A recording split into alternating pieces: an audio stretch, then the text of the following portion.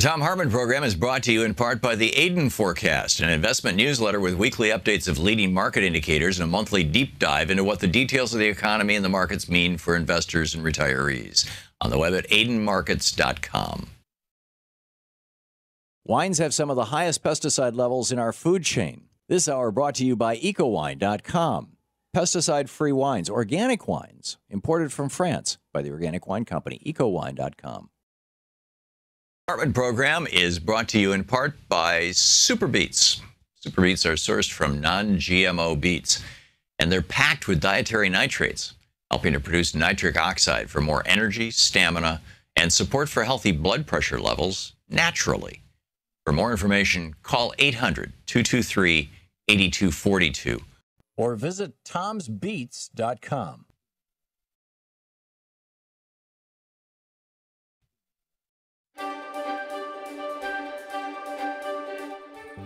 Hi, it's Thom Hartmann Book Club, and today we're reading from What Would Jefferson Do? And this is from the chapter Warlords, Theocrats, and Aristocrats Rise Again. The subchapter Theocrats Attack Democracy.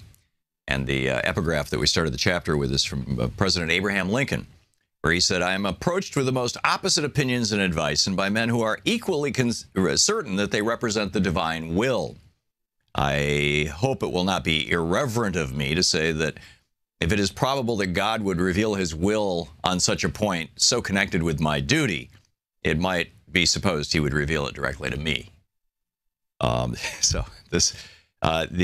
subhead of the chapter, America is a Christian nation. No, it's a nation where a lot of Christians live. And I read about Judge Moore and his Ten Commandments thing and his statement that, America was founded in Christianity, and then proceed to share the founders' actual view on this. Our founders were both well-schooled in the history of the Crusades and knew from firsthand experience with Puritanism how oppressive religious men could be, even with small amounts of political power. Ben Franklin fled Boston when he was a teenager, in part to escape the oppressive environment created by politically powerful preachers. And for the rest of his life, he was openly hostile to the idea of a secular power being wielded by those who hold also religious power. Although he was fascinated by the spiritual experience, Franklin had little use for the organized religions of his day. In his autobiographical Toward the Mystery, he wrote, quote, "I have found Christian dogma unintelligible. Early in life, I absented myself from Christian assemblies," end quote. In his autobiography, Franklin talks about how he came to this way of thinking, quote, "My parents had early given me religious impressions and brought me through my childhood piously in the Puritan way. But I was scarce 15 when, after doubting by turns of several points, as I found them disputed in the different books I read, I began to doubt of revelation itself. Some books against deism fell into my hands. They were said to be the substance of sermons preached at Boyle's lectures. It happened that they wrought an effect on me quite contrary to what was intended by them, for the arguments of the deists, which were quoted to be refuted, appeared to me much stronger than the refutations, and I soon became a thorough deist," end of quote. Franklin, like most of the more well-known founders, was a deist, subscribing to a philosophy made popular by Unitarians who held that the Creator made the universe long ago and has since chosen not to interfere in any way, that, that neither Jesus nor anybody else was divine, or alternatively, that we are all divine, and that there is only one God and not three. Another founding deist who resisted giving political power to those with religious power was George Washington. Jefferson's diary entry for February 1st, 1799 reads, quote, "When the clergy addressed General Washington on his departure from the government, it was observed in their consultation that he had never, on any occasion, said a word to the public which showed a belief in the Christian religion. And they thought that they should so pen their address as to force him, at length, to declare fidelity, whether he was a Christian or not. They did so. However," Jefferson noted, "the old fox was too cunning for them. He answered every article of their address, particularly except that which he passed over without even notice."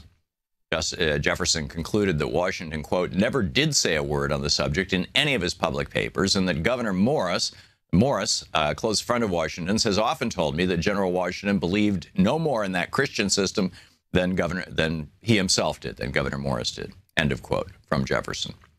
In fact, President George Washington supervised the language of a treaty with African Muslims that explicitly stated that the United States was a secular nation.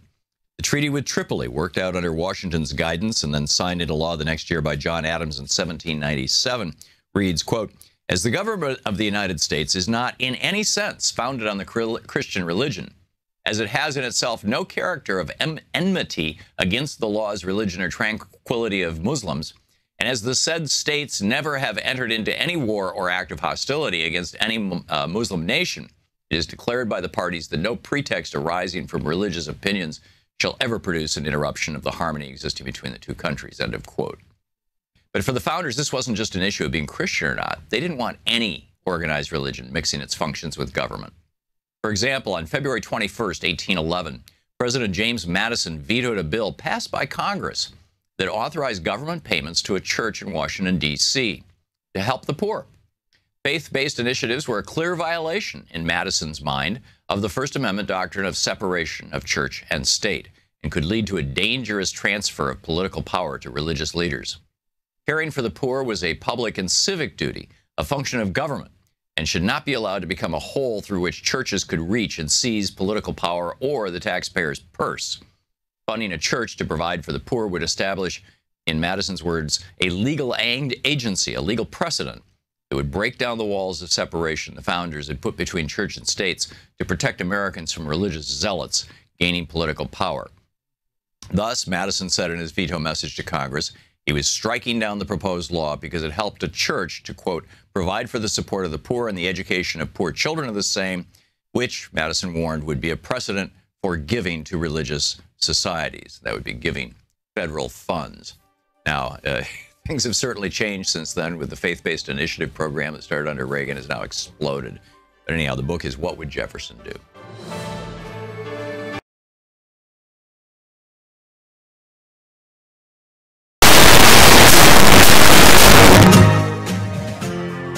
This is the Thom Hartmann Program. Greetings, my friends, patriots, lovers of democracy, truth, and justice, believers in peace, freedom, and the American way. Wow. Donald Trump held a press conference about an hour after we got off the air yesterday afternoon, and I sat here with my mouth open. I kept, is he going to dig this hole deeper? And then I realized he didn't think he was digging a hole.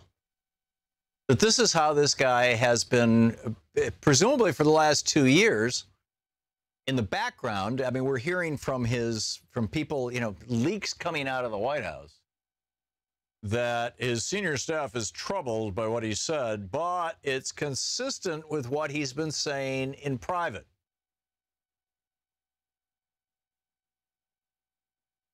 Which is amazing.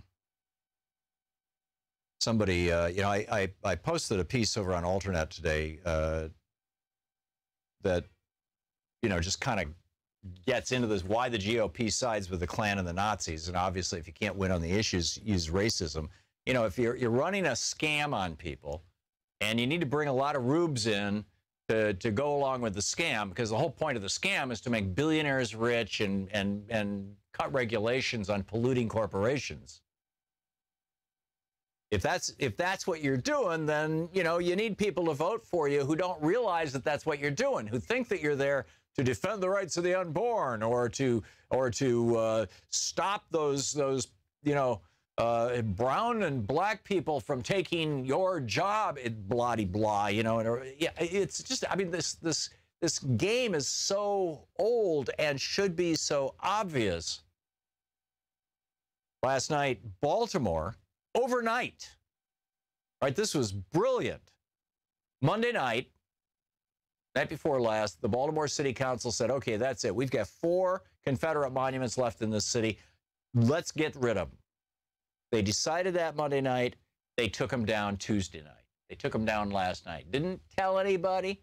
Did no ceremony, no nothing. They simply took them down. And they're melting them down. They're destroying them. I suspect we're going to see a whole lot more of this. And by the way, for these guys who want to fetishize Robert E. Lee, Jonathan Horn wrote a great piece over at, what is this? I think it's Daily Beast, wasn't it? I'm pretty sure. It's titled, Even Robert E. Lee Wanted the Confederate Flag Gone. Yes.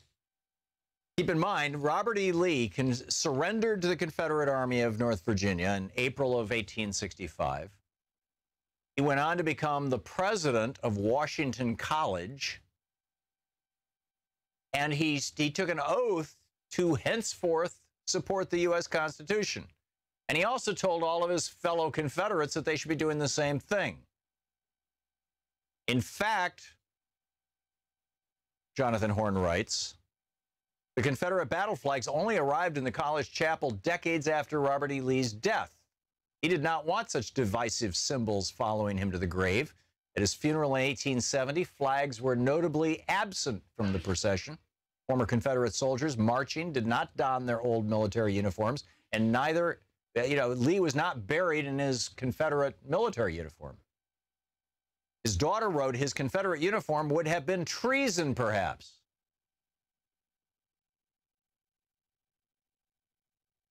I mean, just consider that for a minute.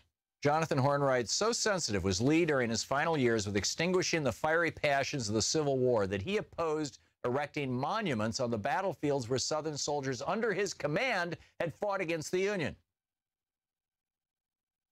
Robert E. Lee wrote, and I quote, I think it wiser, moreover, not to keep open the sores of war, but to follow the examples of those nations who endeavored to obliterate the marks of civil strife and to commit to oblivion the feelings it engendered.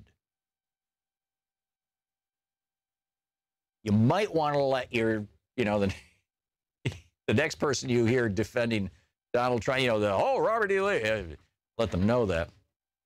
So people are saying, well, what about, Steve Mnuchin and Gary Cohn and Eileen Chao, who were standing behind Donald Trump last night when he did or yesterday afternoon when he did this epic 20-minute rant fight.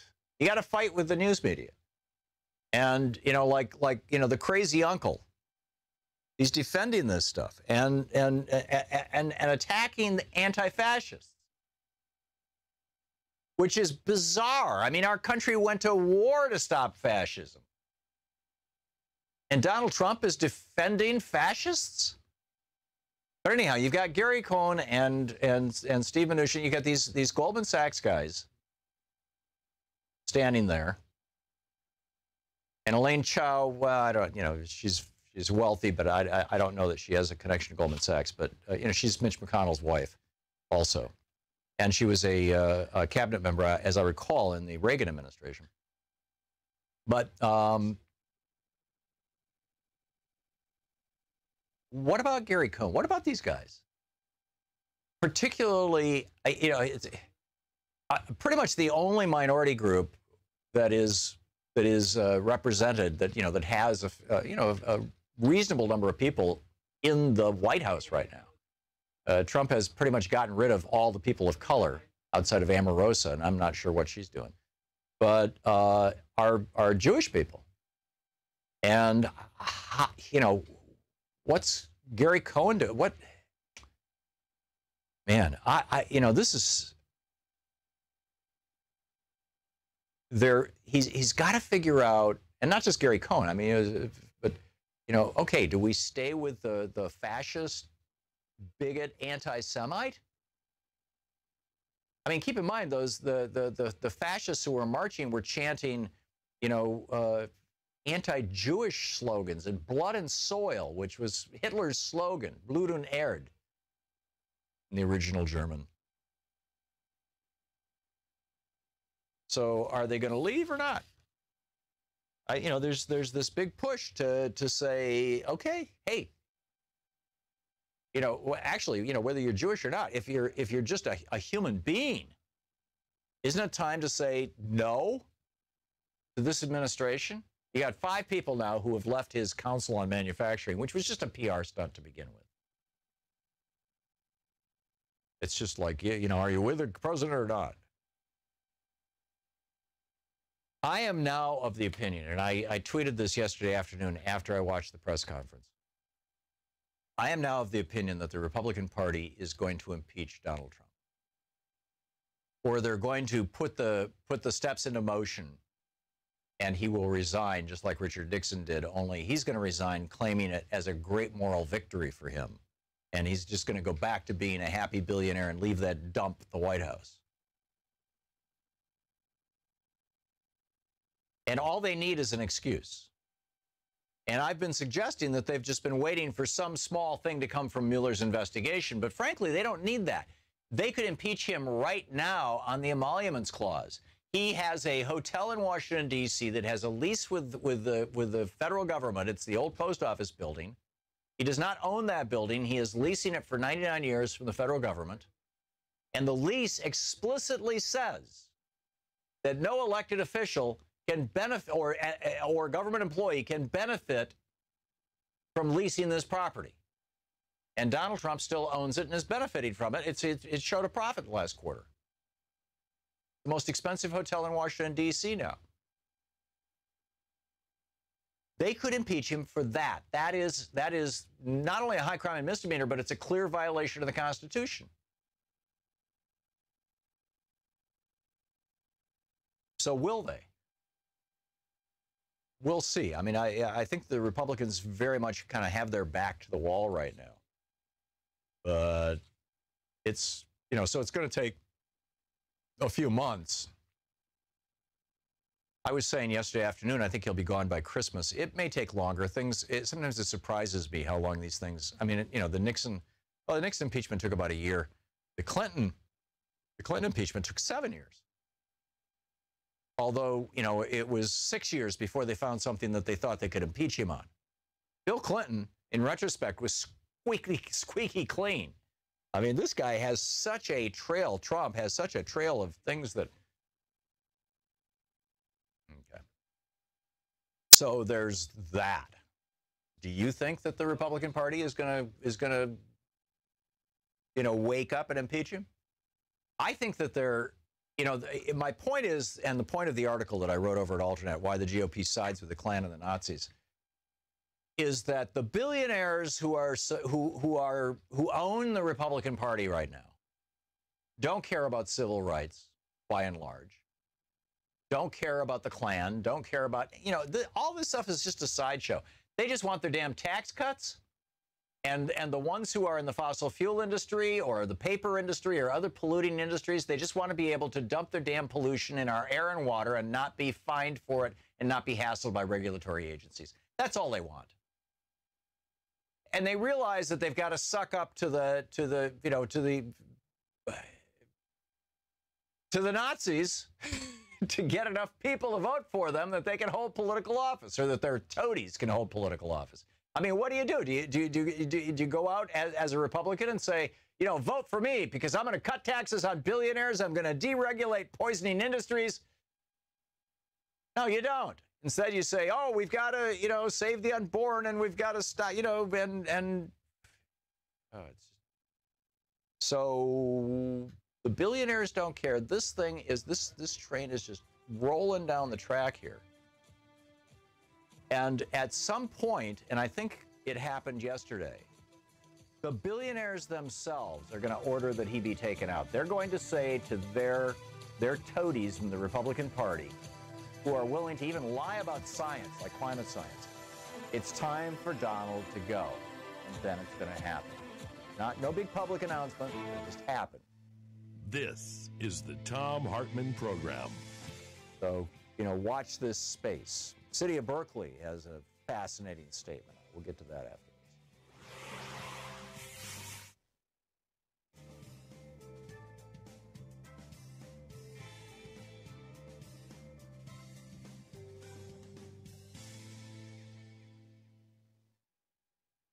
Welcome back.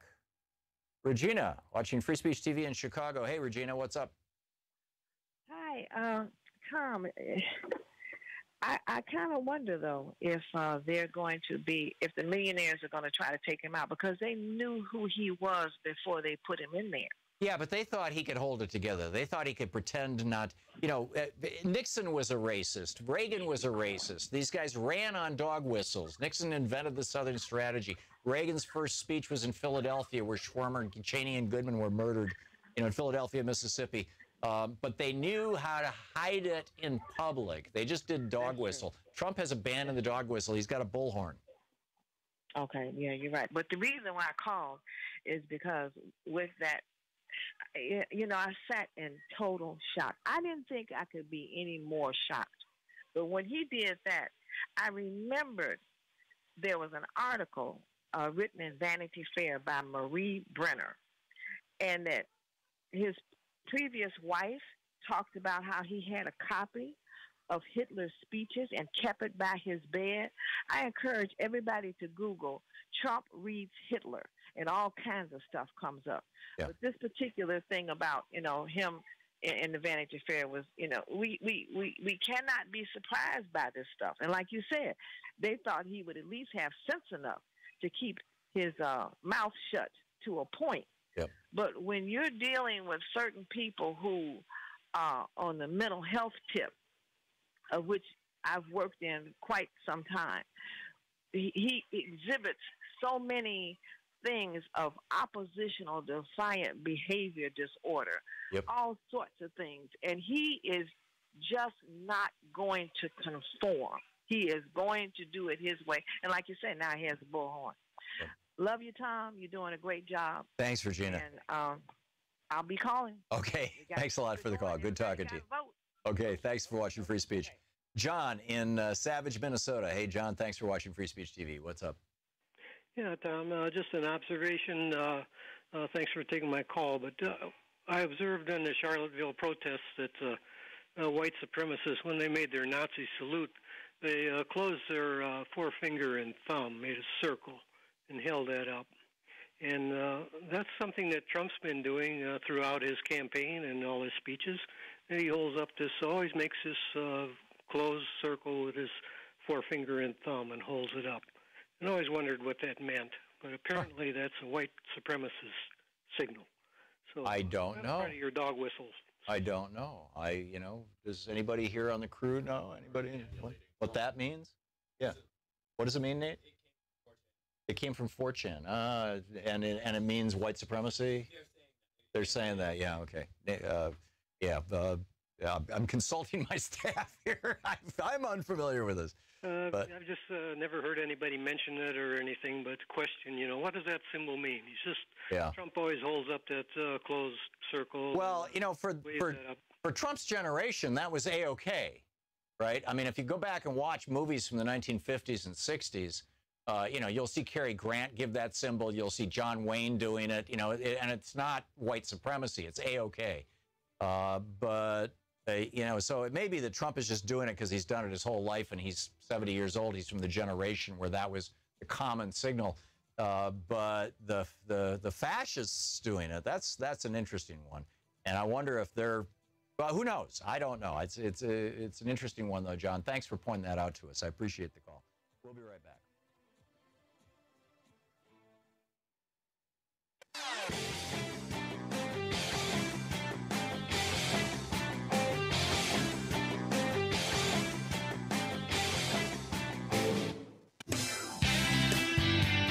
Welcome back. Thom Hartmann here with you.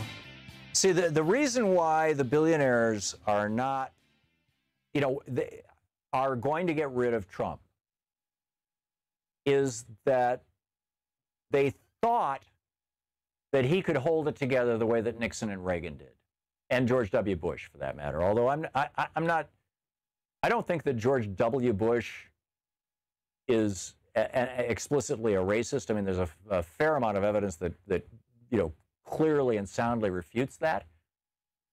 But he certainly did not disavow the racist vote in 2000. And so he was a little less awful on this. But Reagan and Nixon explicitly, clearly begged essentially for the white racist vote and got it. And then in public pretended like, nothing going, there's no here. Well, and the billionaires who put Trump in place, and the rest of the Republican Party, by the way, the entire party owes its existence right now as a political force in this country to a couple of hundred billionaires and multimillionaires and a couple of hundred major corporations. you know, the Business Council, the Koch Network, you know, Mercer, Shelley Adelson, all these guys. And at some point, they're going to say, you know, he can't hold it together the way Nixon and Reagan did. That's a problem. Okay, I was going to tell you about the city of Berkeley. I got this email from the mayor's office in the city of Berkeley, and I'm assuming it went out to a media list, and, you know, I'm on all these media lists. The city of Berkeley has received many emails and calls about the impending August 27 white nationalist rally at Civic Center Park. We want to reiterate that the city has not approved this gathering. It is an event organized online. No one has tried to obtain a permit, nor has one been granted. This rally and its hateful rhetoric is not welcome in Berkeley. We are currently exploring all options. The city will keep residents informed as the date approaches. We urge residents to avoid the Martin Luther King Jr. Civic Center Park on this day. The best way to silence the white nationalists is by turning your back on their message. I think residents understand the extremely difficult position Berkeley finds itself in, made even more so by dealing with an amorphous group with no specific organizers. I want to reiterate, we will not allow our community to be terrorized by a small band of white supremacists whose ideology of hate is a losing one. Berkeley is proud of its multiculturalism and diversity, and we will continue to stand against those who want to divide us. Mayor of Berkeley. And did anybody notice that Saturday night, Jerry Drake Varnell tried to set off a half-ton bomb outside the Bank First headquarters in Oklahoma City? This is, he was doing it as an homage to Tim McVeigh. Tim McVeigh did it because he read the Turner Diaries. The Turner Diaries is a novel that was published back in the 1960s that, you know, it's an end-of-the-world novel where you know, a bunch of white people all across the United States just finally get fed up with the rise in power of people of color and gay people, and they just decide that's it. And they kick off a race war, or the way that they kicked off this war was they bombed the federal building in Oklahoma City, and the government's reaction to these right-wingers bombing the federal building in Oklahoma City was so radical. The president, in this book, The Turner Diaries, the president orders the confiscation of all guns in America, which immediately causes all the good white people to rise up against the people of color and the Jews and the Catholics and take them down. And in the end of the novel, you know, the country from sea to shining sea is drenched in the blood of people of color, and the white Christian Protestants are the only ones left standing. And Tim McVeigh, of course, tried to bring that about. He blew up that bomb in Oklahoma City thinking that there would be this huge overreaction by the Clinton administration, and the result of that would be that you know, the good white people with guns would rise up. No, they're not rising up. They're carrying tiki torches and chanting about statues of dead traitors. They're not rising up. They're friggin' wimps. They're pathetic.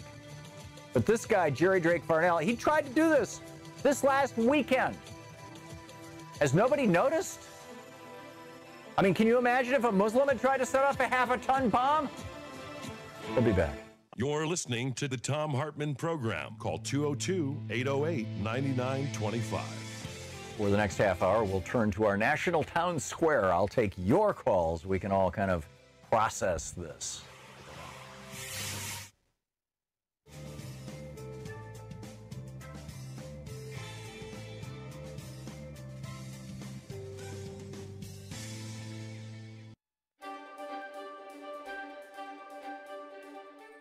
Welcome to the Thom Hartmann University Book Club. We're reading today from What Would Jefferson Do? A Return to Democracy.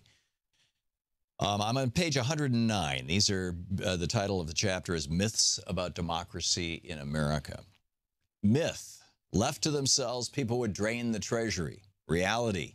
They haven't. To the contrary, conservative administrations have. Conservatives are aggressively promoting the idea that democracy is doomed and should be replaced by an aristocracy of large corporations who already largely control the Republican Party because, they say, people are fundamentally lazy and will drain the treasury, simply voting themselves unlimited welfare benefits. This is a slur that is particularly directed against people of color by conservatives in the United States. This myth is especially ironic since the irresponsible fiscal policies of conservative presidents Reagan, George H.W., and George W. Bush mostly created today's budget deficits.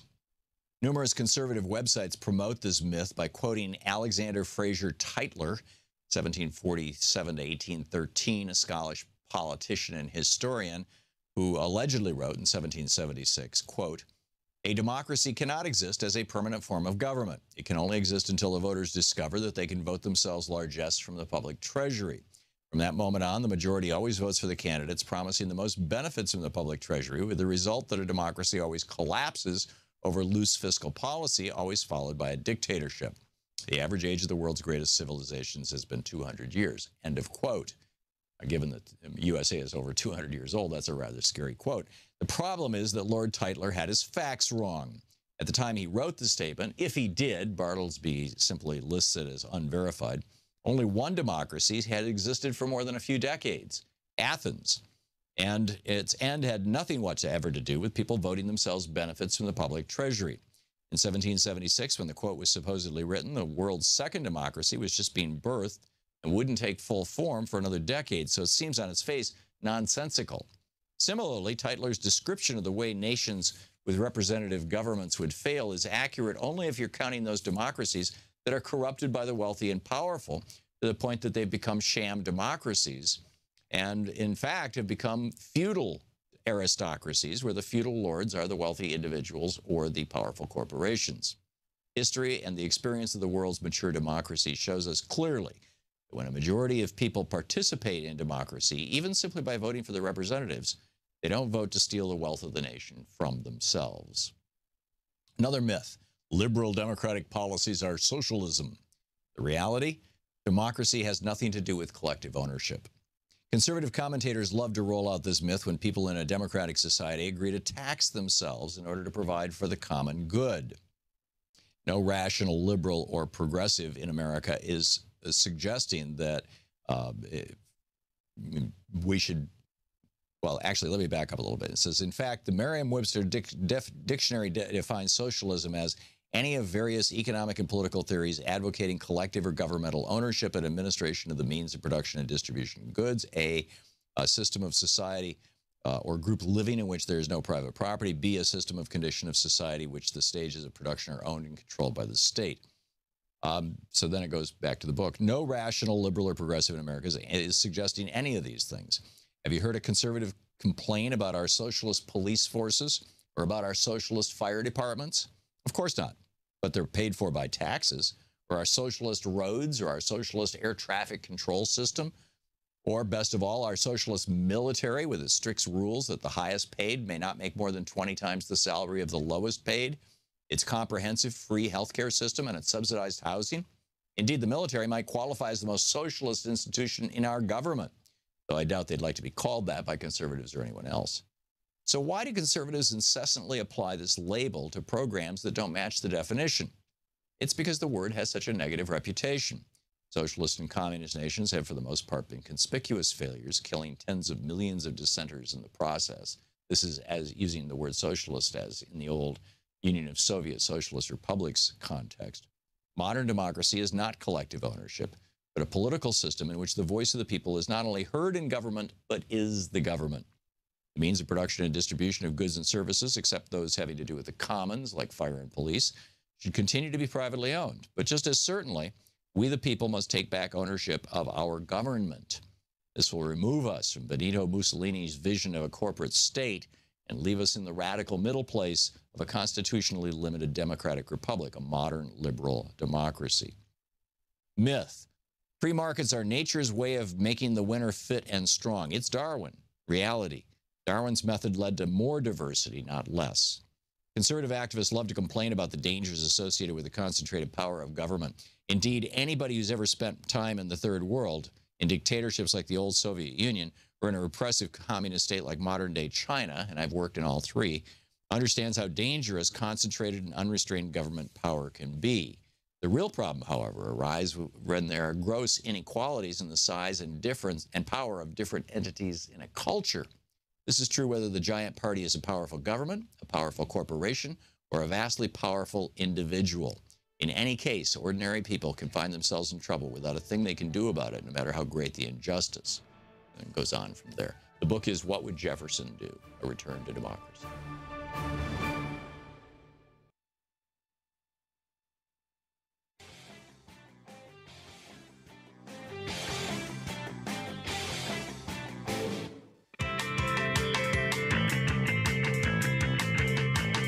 Back, Thom Hartmann here with you, and Michael Blake is on the line with us. He's the vice chair of the DNC, and he's also a state assemblyman from District 79 in the state of New York. Democrats.org, of course, the website for the DNC. Most interestingly, he's the author of, where did I put it? I'm sorry. Michael, welcome to the program. Oh, yeah, good to be with you. There's a few Michael Blakes, so I was wondering what you were going to say I authored right there. Yeah. Okay. Did you not recently write a piece? Maybe I missed that. Okay. So what's the DNC's response? Actually, I'm sorry, Michael. I mixed you up with another guest I've got. But thank you so much for joining us. How does the Democratic Party deal with this? Donald Trump going into full meltdown mode yesterday, or full Nazi fascist mode. Racist Nazi fascist mode. Do we stand back and let him implode, or what are your thoughts on this? Well, first and foremost, our thoughts and prayers continue to be with Heather's family, which, as we know, the funeral that was happening on today, and respect for their family in that aspect, and also for the two Virginia State troopers who also had their lives lost as well. So let's put that in that context. Yesterday, we saw very clearly who Donald Trump is. And for anyone who has any confusion at all, this is when you really have to ask yourself, do you put party ahead of the people? You had a president who significantly and repeatedly doubled down to actually try to create this absolute inaccurate false equivalence that those that are pushing white nationalism and Nazism and all different absolutely discriminatory and inaccurate statements were equal to people that were standing up for justice and rights and equality and rejecting the Confederacy.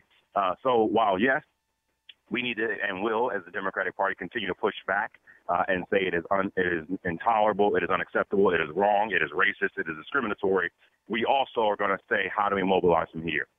We put out a message from our chairman, Tom Perez, last night, Rise and Organize, saying going into this weekend, which is our Resistance Summer Weekend, and already was our Resistance Summer Weekend that's planned, we want people to organize in their communities, gather people, talk about the progressive agenda, talk about values that unite us as a community, knock on doors, make phone calls. But this is an opportunity for us to unite and come together and mobilize. And so we're going to be very active. We're going to be very engaged. We will not at all sit silently by. The words of Donald Trump are absolutely disgusting. They're repugnant, and they will be rejected in every aspect by us. We're talking with Michael Blake, the vice chair of the DNC. Democrats.org is the website. You can tweet him at Mr. Michael Blake, Mr. Mike Blake, MikeBlake, or at DNC. Mike, I'm developing a theory on all this that, in fact, I've got a piece up on Alternet right now laying out my idea that basically the billionaires who own the modern Republican Party and own them to the point that virtually every elected Republican, at least at the federal level, is willing to simply deny science, in service to the petro-billionaires and the fossil fuel industry. These guys own the Republican Party. That they must have thought, as they were working hard to get Trump elected, that he could, like Nixon and Reagan before him, shout out to the racists, get the racist vote. The Republican Southern strategy is alive and well, but that he wouldn't be that like Nixon and Reagan, he would be smart enough to keep his messages in well coded so that the racists would know what he was saying, but nobody else would. Trump has completely abandoned any pretense of that, and I think that that's putting the billionaires who own the Republican Party in a real tough situation. And that as soon as Robert Mueller offers them some small reason to impeach him, I'm guessing the Republican Party is going to turn on him. In the meantime, it seems like, A, there's a clear violation of the Emoluments Clause with his ownership of the Washington, D.C. hotel here. I mean, it's just so blatant, it's mind-boggling. And also, you know, supporting Nazis that we successfully won World War II against. Supporting Nazis is arguably, you know, support for an insurrection, as support for sedition. And I believe that that's grounds for impeachment. Your thoughts on all of that? So I think first, you know, obviously Bob Mueller is pursuing his investigation, and as we saw even from last week, the raid that happened at Paul Manafort's home, the continued request for documents at the White House, that investigation will continue, and it has been clear and obvious and continual of the lies and complete inaccuracies that have come out of Trump and their entire team on that, and that will continue in its own right. But when we think about the last 4 to 5 days, let's make sure we appreciate this. Donald Trump yesterday repeatedly said that the reason why he could not call out white nationalism and neo-Nazis is because he wanted to wait for the facts. This is someone who repeatedly puts out tweets that are inaccurate, repeatedly makes statements that are blatant lies, waits not at all, even when his team tries to walk back those comments.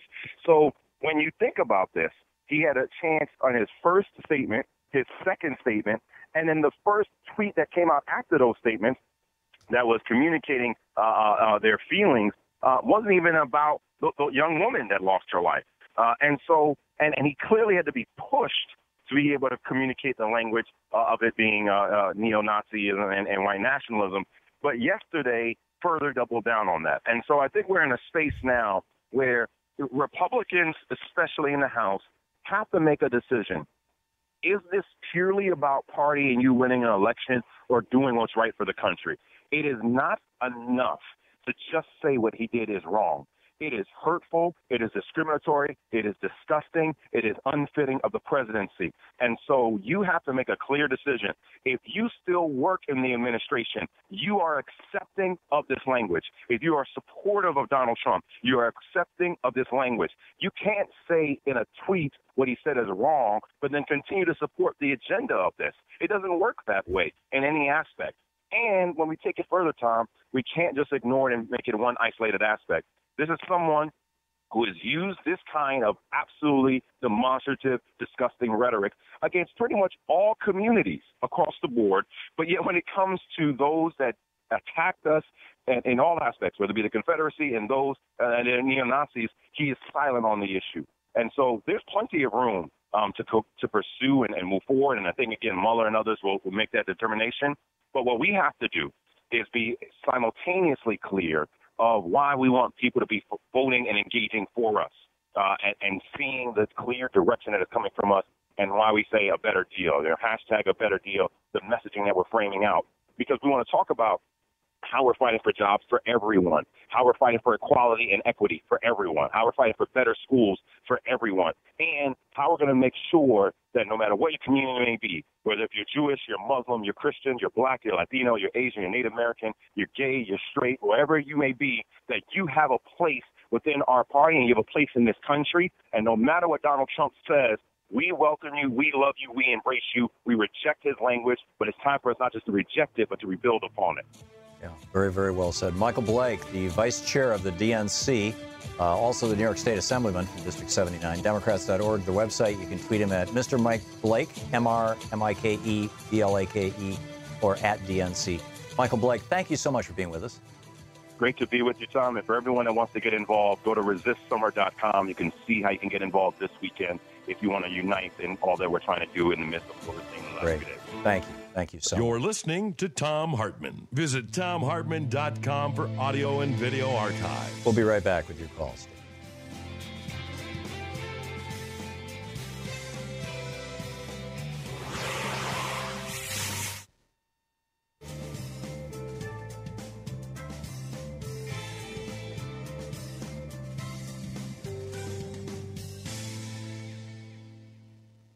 And welcome back. Andrew in Scottsdale, Arizona. Hey, Andrew, thanks for watching us. What's up?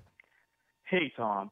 I saw your show last night with Richard Wolff, and it kind of disturbed me of what he was saying in terms of these well-to-do white men are joining these, supremacist groups because they feel disenfranchised, or there's an economic reason of, they're not making $1 million, now instead they're making 500,000. And that's the reason why they're joining. Well, it's more that they're not making the 50 or 60,000 or even in 30 or 40,000 that they used to make, and they're instead having to make 15 or 20,000 a year at a part-time or just a minimum wage full-time job. But I mean, the issue I have a problem with that is that there are many people that are not doing well. There are many people that are struggling that are not joining these types of supremacist clans. Yep. And let's also remember, the reason why the Klan started was mostly because the well-to-do slave owners did not have free labor like they once did, and that's why they created these clans, the Ku Klux Klan and these white supremacist groups. That was the true reason. It wasn't the poor white Southerners that really, they probably joined along, but it was really the well-to-do Southerners that created the Klan. Well, Andrew, that's sort of my point about the billionaires. That there's this group of insanely wealthy people who own the Republican Party and have pushed this agenda since Reagan and since Nixon, in fact. But in particular now, since Citizens United, they've been empowered to basically take over the entire Republican Party. And, they're perfectly willing to shout out to racists to get votes, but they're not. At some point, they're going to cut their losses with Trump because his taking these positions is actually making it difficult for them to get their tax cuts. It made they wanted to cut that 3.8% out of the capital gains tax that's paying for subsidies under Obamacare. That was the whole point of repealing Obamacare, was the $800 billion tax cut for the top 1%. Trump couldn't make it happen. John McCain turned on him. And I think that they're going to start looking at this going, especially if he can't make taxes happen, and they desperately want to privatize infrastructure. I mean, that's what Elaine Chao is all about as Secretary of Transportation. Like, hey, let's make some more money for the billionaires.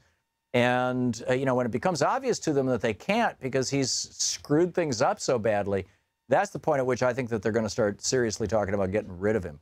But that's maybe I'm not speaking to your point, Andrew. You were talking about the declining white middle class. I guess my point was that for the declining white middle class, that people's expectations drive their behavior as much as their realities. That makes sense? I understand. I just feel that, at some point, we do have to take some responsibility for the actions that we take. Like I said, the man that murdered that young woman this past weekend,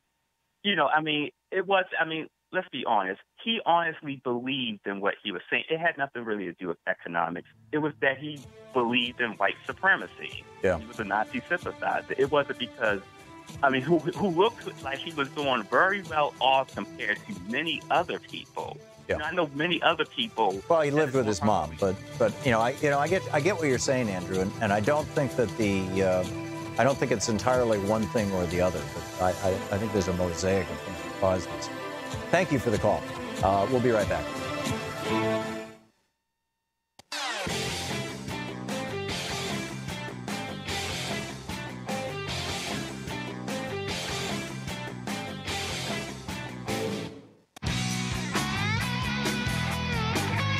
Welcome back. Let's remember that until Birth of a Nation came out, the first feature-length silent film. It was really the first major feature-length movie in the history of the United States, and it was a recruiting tool for the Ku Klux Klan. And it came out in the 19-teens. I forget which year, but it was in the first decade or two of the 20th century. And when it came out, the Klan was pretty much gone at that point. I mean, they kind of, they reemerged during early Reconstruction, but by that time, but when that came out, there was this huge revival in Klan activity. And then the previous spike in Klan activity had been in 1898 when Plessy versus Ferguson was decided by the Supreme Court, when the Supreme Court made a new law, which, by the way, the Constitution does not give them the power to do, that the whole separate but equal thing, that there would be we would live in an apartheid country. The United States of America was an apartheid country, arguably from its founding right up until 1954 or 1965, your choice of milestones, and to some extent still is. But that was, so that's why all these statues got populated all over the United States in these two bursts, one around 1898 and the other around 1915. Because, Birth of the Nation, which, by the way, if you haven't watched it, if you, regardless of, what ethnic group you're a member of or race or whatever it may be, it is a movie that if you want to understand the history of the Klan, this movie is not an accurate portrayal of history. It is a complete reinvention of history. And it is the very worst stereotypes out there. And it was played in the White House by Woodrow Wilson, the Democratic president of the United States, the guy who kicked off the whole eugenics movement in the United States. I mean, this is a terrible, terrible period in our history. Maine in Chicago. Hey, Maine, what's on your mind? Yeah, how you doing, Mark? I'm well. I'm sorry. I just wanted to say about how we fought a World War II during World War, and nearly, if not mistaken, some 50 million people died to get rid of Nazism and fascism from Germany, Europe, and the rest of the world. And somehow, and yet, because of what we call free speech, we allow it here. We have to understand that there's free speech and then that there's hate speech. Because if there's if there is such thing as free speech, then there are different levels of free speech, and one of them is hate. And what these people from the Nazism and fascism holding these rallies here in America, who fought this type of war on both sides of the world. I mean, we were fighting. We had two fronts going. The only country who could do that, and we were fighting fascism and Nazism. And yet now, our country is being here. Our own president is backing these type of people. Yeah, it's pretty astonishing. Theresa May, the Prime Minister of England, that big headline at the top of Financial Times this morning. Theresa May comes out, and speaks out against Trump. And they're both conservatives. Although I'm not sure that you could call Trump I'm not sure you can call Trump anything other than a sociopath. Maine, excellent points, all. Thank you so much. It's always nice to hear from you. Kathy in Cambridge, Ohio. Hey, Kathy, what's up? Hello, Tom. I've been watching you for a very long time, and I would like to project a challenge to those who are far more intellectually gifted than myself, who deal in logarithms, who deal in the, I believe, weapon of choice of the billionaires, which is we are so technologically dependent today, just in my lifetime. It makes it nearly impossible for the average person, certainly a person born today, who has to try to learn what it has taken me 66 years to learn, that the handful of billionaires who have accumulated so much and who should be held so responsible and so accountable and are not. And I will name names. I will name Bill Gates, Inman, the Koch brothers, and others in their socioeconomic bracket. We know who you are. We know what you're doing. I want to challenge the individual intellectual who can crack the logarithms to the advantage of those of us who have a heart, who have a soul, who have a brain. I don't know what you mean, That's Kathy. life. I don't understand what you're calling for. All the Mercers of our world. Right. What are you suggesting? People should hack them or something? whatever it takes at this stage. Well, no, we can't. You know, whatever it takes is one of those lines that leads to terrible things, Kathy. We need to, we need to operate within the law and within civil norms. Exactly.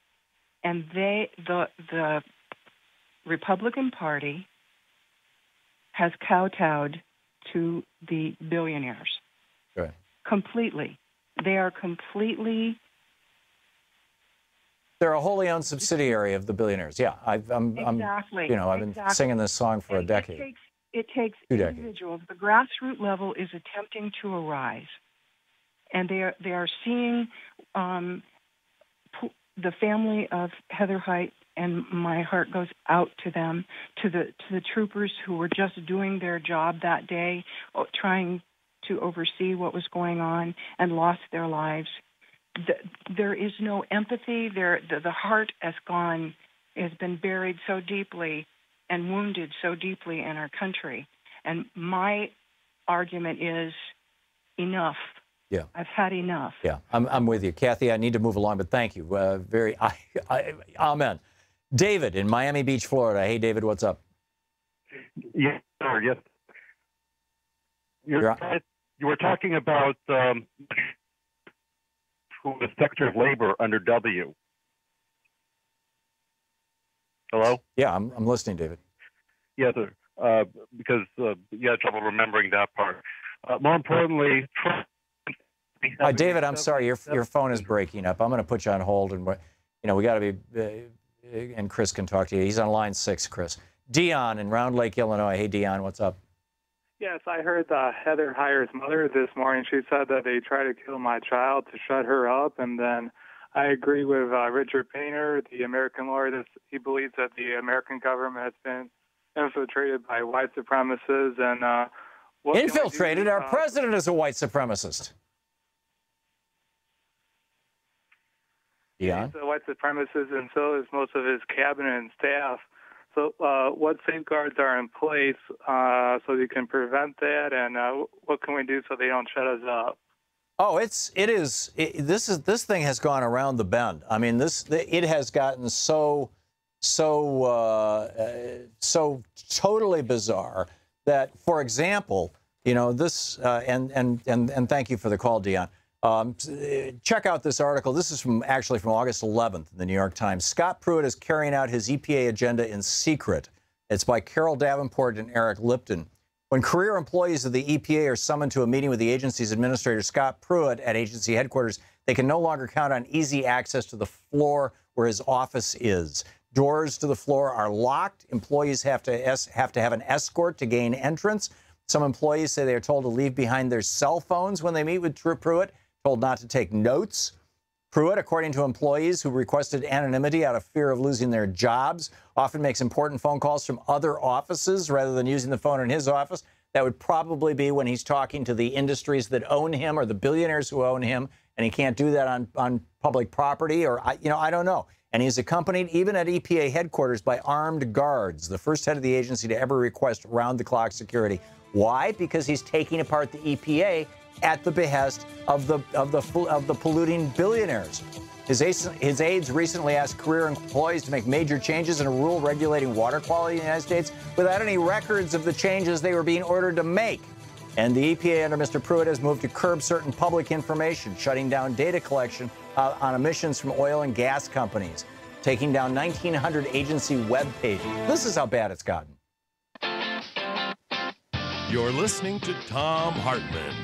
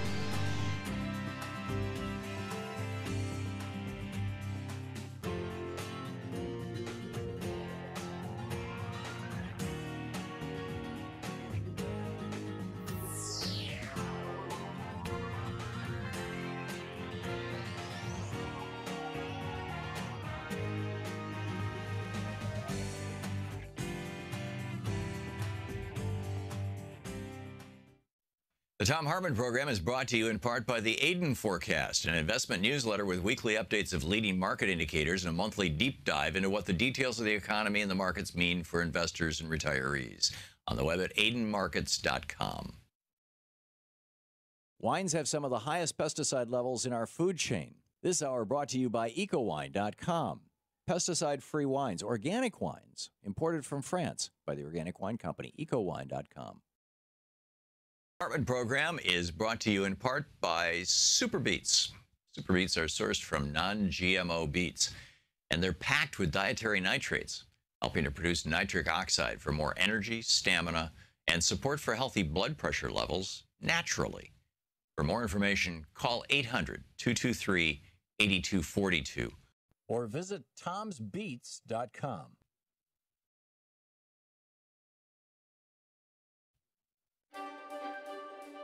And welcome back to our Thom Hartmann University Book Club. Today we're reading From Devil's Bargain by Joshua Green, the subtitle Steve Bannon, Donald Trump, and the Storming of the Presidency.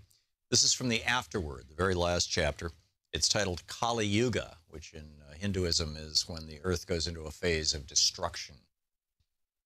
In the shell-shocked aftermath of the election, President Obama, looking shaken, appeared in the White House Rose Garden to deliver public remarks intended to project a sense of calm. A sense, really, that the basic stability of our country remained intact. Sun is up, Obama said. I know everybody had a long night. I did as well. Had a chance to talk to President-elect Trump last night about 3:30 in the morning, I think it was, to congratulate him on winning the election. End of quote. The next day, when the two men appeared together in the Oval Office, it felt as if the world had slipped through the looking glass. Trump quickly named Bannon his chief White House strategist.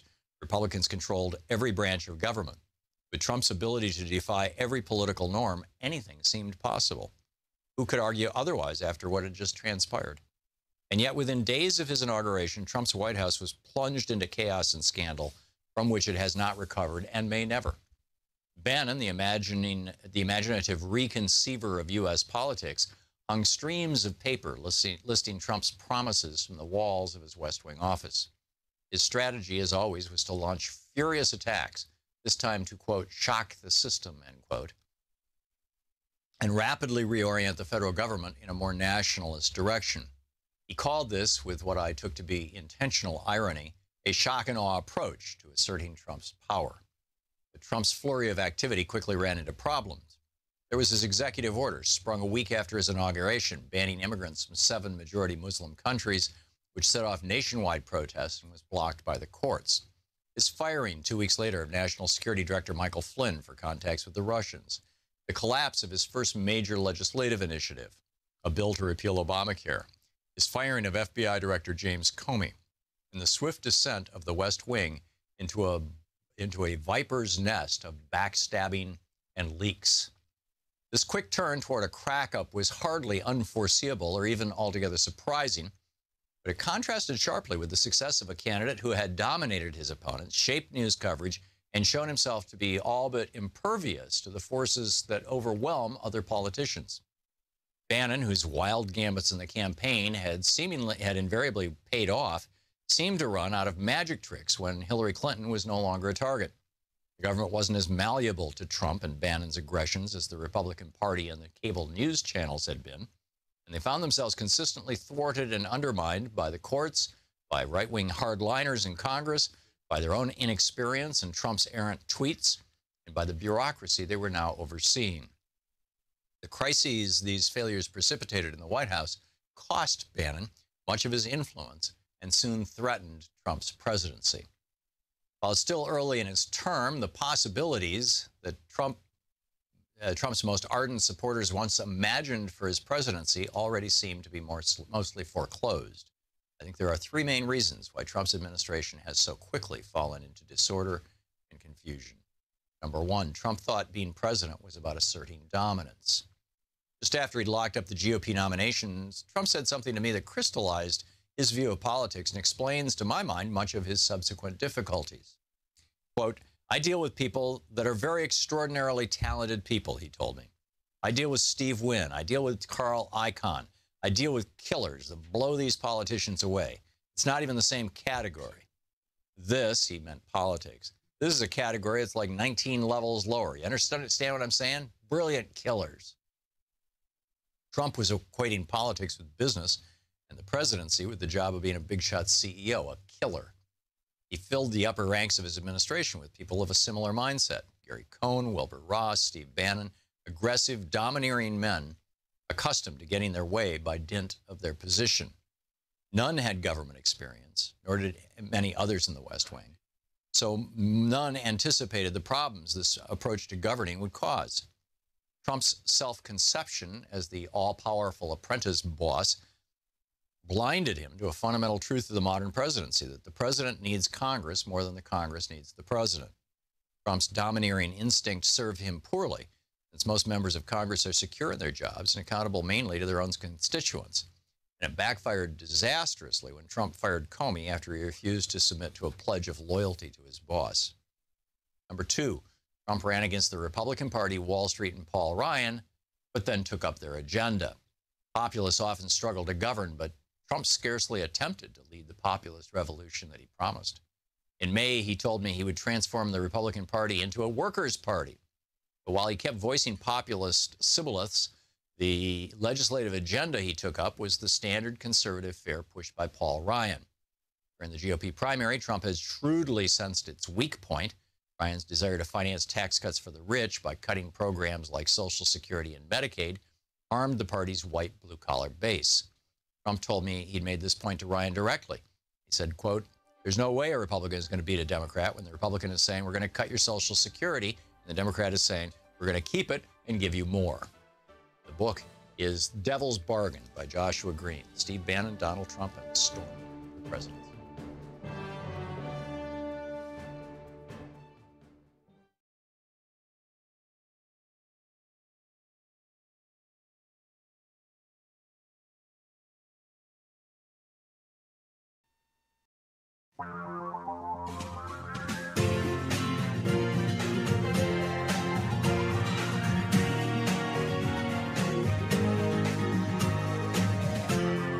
This is the Thom Hartmann Program. Welcome back. Thom Hartmann here with you. And on the line with us is Mark Bray, historian, organizer, author of several books, including his latest Antifa, or Antifa, the Anti-Fascist Handbook. You can find it also at markmbray.wordpress.com. And you can tweet Mark at Mark_Bray, B-R-A-Y. Mark, welcome to the program. 2 underscores. 2 underscores. Oh, 2 underscores. Yeah, it did look a little long. Okay. Yeah. Cool. Mark__Bray. So, first of all, I've heard Antifa and Antifa. What is it? Antifa. So if any of your listeners speak Spanish, for example, antifascismo, Antifa. It's how it would be pronounced in many European languages. That's how the Europeans pronounce it, Antifa. Ah, okay. But how do Americans pronounce it? Oh, well, Americans have been doing a poor job. But if you want to say it how the people who are part of it pronounce it, that's... But the Germans would be saying Antifa, right? Well, the point is that the emphasis is on the beginning. Yeah, okay. Tell us about where this the anti-fascist movement came from.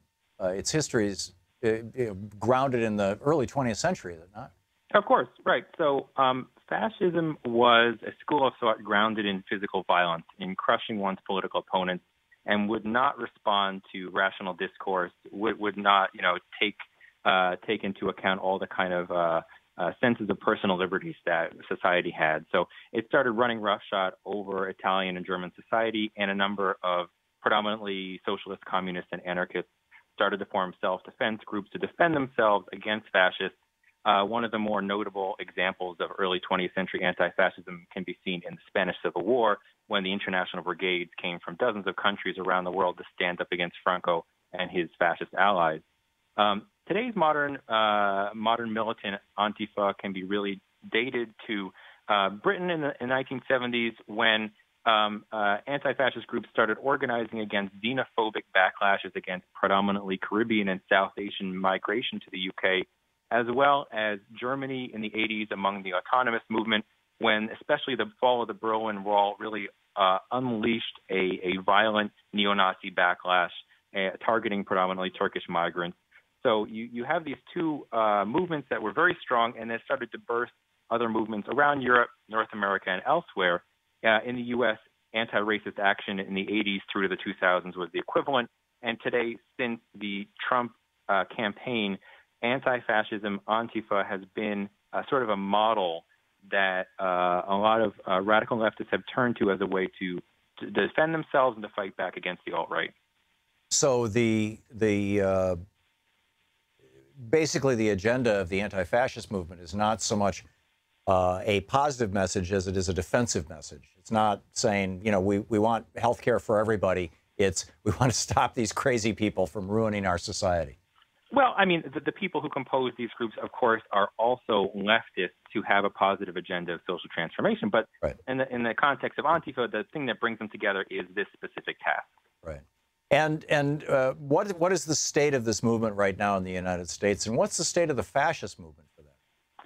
Right. Well, unfortunately, the alt-right, which, of course, is a mask to really cover up white supremacists, neo-Nazis, and fascists, grew to alarming levels with the President Trump campaign, his election, and the degree to which he's emboldened them, evident yesterday in his comments that there were plenty of good people at the neo-Nazi event. And so, didn't a lot of this start with birtherism? I mean, with white backlash to a black president?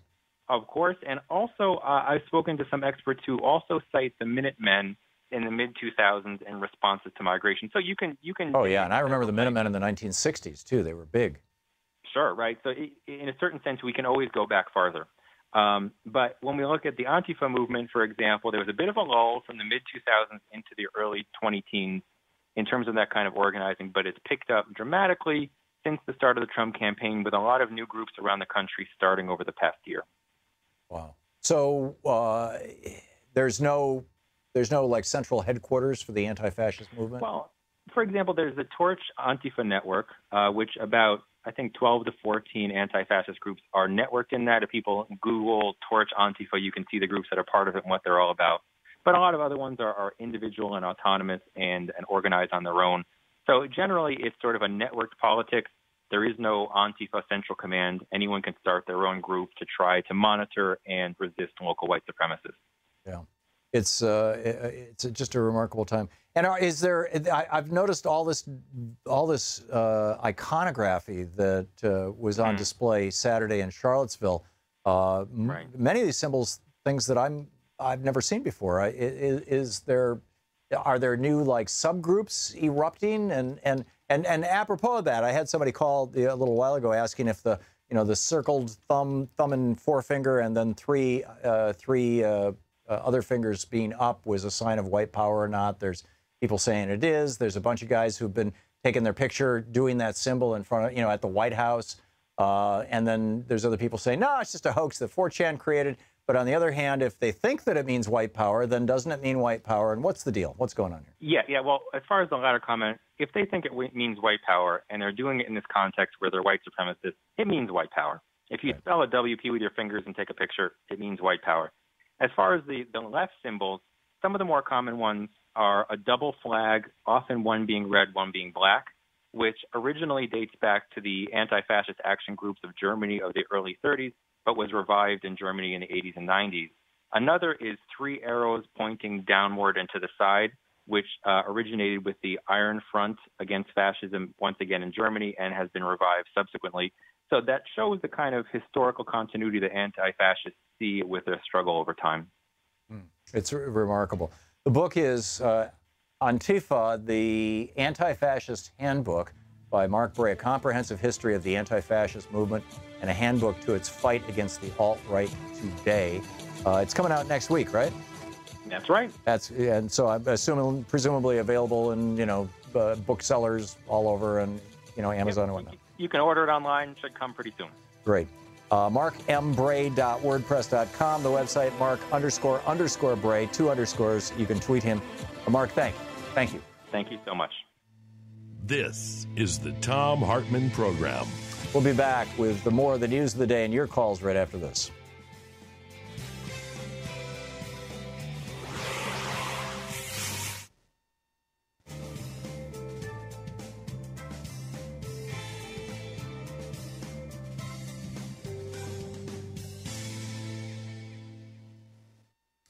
And welcome back. Let's see here. Donna in Tulsa, Oklahoma, watching us on Free Speech TV. Hey, Donna, what's on your mind today?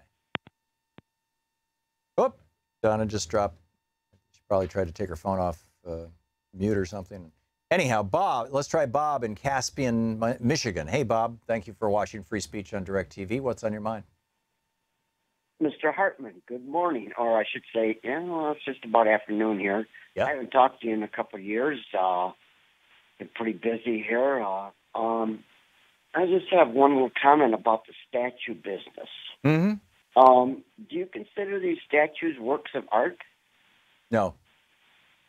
Really? Yeah. Okay, let me give you one. If you saw a statue that was a bullet-riddled body, I was going to say, would you consider that a work of art?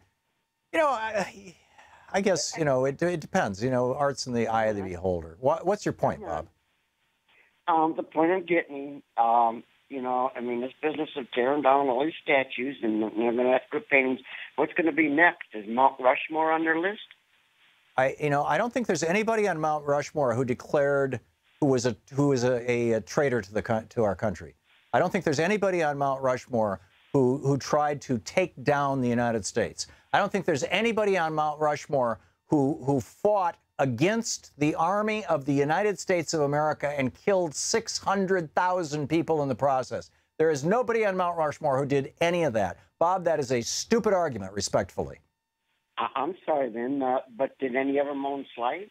I'm not sure. I'm not a smart person either. This is not a question of who owned slaves. Slavery was legal and it was part of the United States in the early part of this country. It was a horrible thing and everybody deplores it. But nobody is saying that should be the end of the whole thing. What we're talking about here is treason.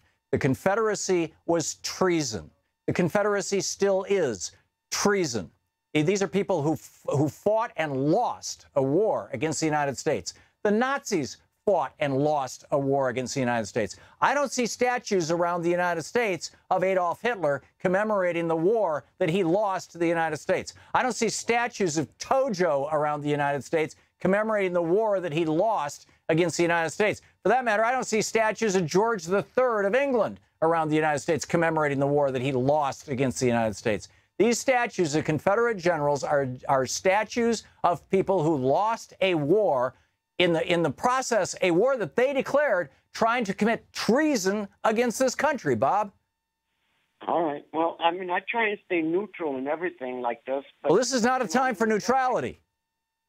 Freedom of expression, and you are welcome to express anything you want, anywhere you want, Bob. Within the obvious, don't yell fire in a crowded theater limits. But we're not talking about that. We're talking about state sanctioned. Most of these are in public places. They were put up. Most of them were paid for with private funds, or many of them were paid for with private funds, but they're put up in public places. These were sanctioned by municipalities and counties and states, and they need to be taken down by the cities and states, and they frankly need to be melted into slag iron.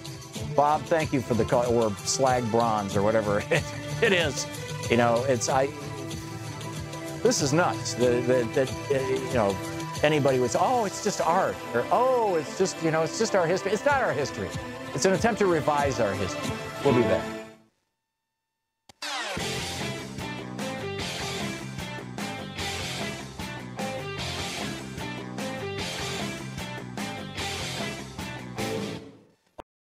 Hi, I'm Valerie with Free Speech TV. We're proud to provide you with independent, unfiltered news and documentaries. And as our valued viewer, you can help us continue bringing Free Speech TV well into the future. Join our Pearly Gate Rebels, our planned giving program. Your gift of any size will help ensure democracy endures through an informed citizenry. You can donate property, money, or assets. It's easy. My spouse and I are proud Pearly Gate Rebels. We're doing our part to ensure that Free Speech TV will be here to deliver thought-provoking news and information well into the future. Join us. Call 877-378-8669 or email me at valerie@freespeech.org. Rebel against media owned by billionaires and become one of our pearly gate rebels today.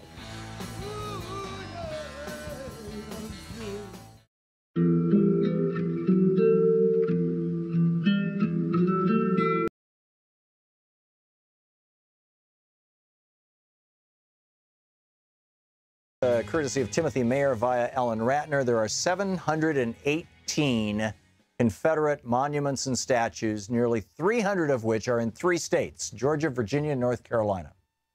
109 public schools are named for Robert E. Lee, Jefferson Davis, or other Confederate icons. 80 counties and cities are named after Confederates. There are 9 official Confederate holidays in 6 states, and there are 10 U.S. military bases named for Confederates. And for some reason, the Republicans always bring up Robert Byrd. Robert Byrd, yes, he was a member of the Klan back in the 1940s and 50s when he was a young man. He renounced the Klan when he became a Democrat. He renounced the Klan and worked aggressively against the Klan for the rest of his life. So it's a rather different thing. David, David just hung up. Oh, there he is. David in Miami Beach, Florida. Hey, David, what's on your mind? Yes, sir. Right. So Ms. Chow used to be Secretary of Labor. I know now she's Transportation. But I called because our president... Oh, thank you. You're right. You're right. Syndrome, that he still thinks, he's 70 years old, so he thinks the world is the way it was in 1970. Right. Yeah, or in 1960. It's like... Sorry, let me get away from traffic. Yeah. It's like the book, The Way We Never Were, predicted back in 2004. The people are imagining, especially rich white men mostly, a world that never happened. So, of course, they're trying to recreate it. Yeah. And this is the whole let's reinvent history. They did the same thing with Ronald Reagan. You had, David, thank you for the call. Reagan had the most corrupt cabinet, the most corrupt administration in the history of the United States. More people from Reagan's administration were convicted of high crimes and misdemeanors. More people from Reagan's administration than any other administration in history. When Reagan left office in 1988, he was leaving office essentially in disgrace. He was already a year or two into his Alzheimer's. When he was deposed in Iran-Contra, this murderous scheme that him and Bill Casey put together back in 1980 to have the Iranians hold the hostages to take down Jimmy Carter so that Reagan could get himself elected. When they put that thing together, it was such a low point for the United States, and we all figured out what was going on and why he got busted selling these weapons to Iran. And then they were importing drugs from South America, or Central America, running weapons down to the Contras, all this stuff. It was a criminal enterprise, and it's this is what we have. I mean, this is I'm ranting. Donna in Tulsa, Oklahoma. Hey, Donna, what's on your mind? Yes, Tom. I wanted to find out why, first of all, that we can't apply a censure instead of going directly to impeachment. There is no provision in the Constitution to censure the president. There are provisions in the rules of the House and Senate for censure of individual members of the House and Senate.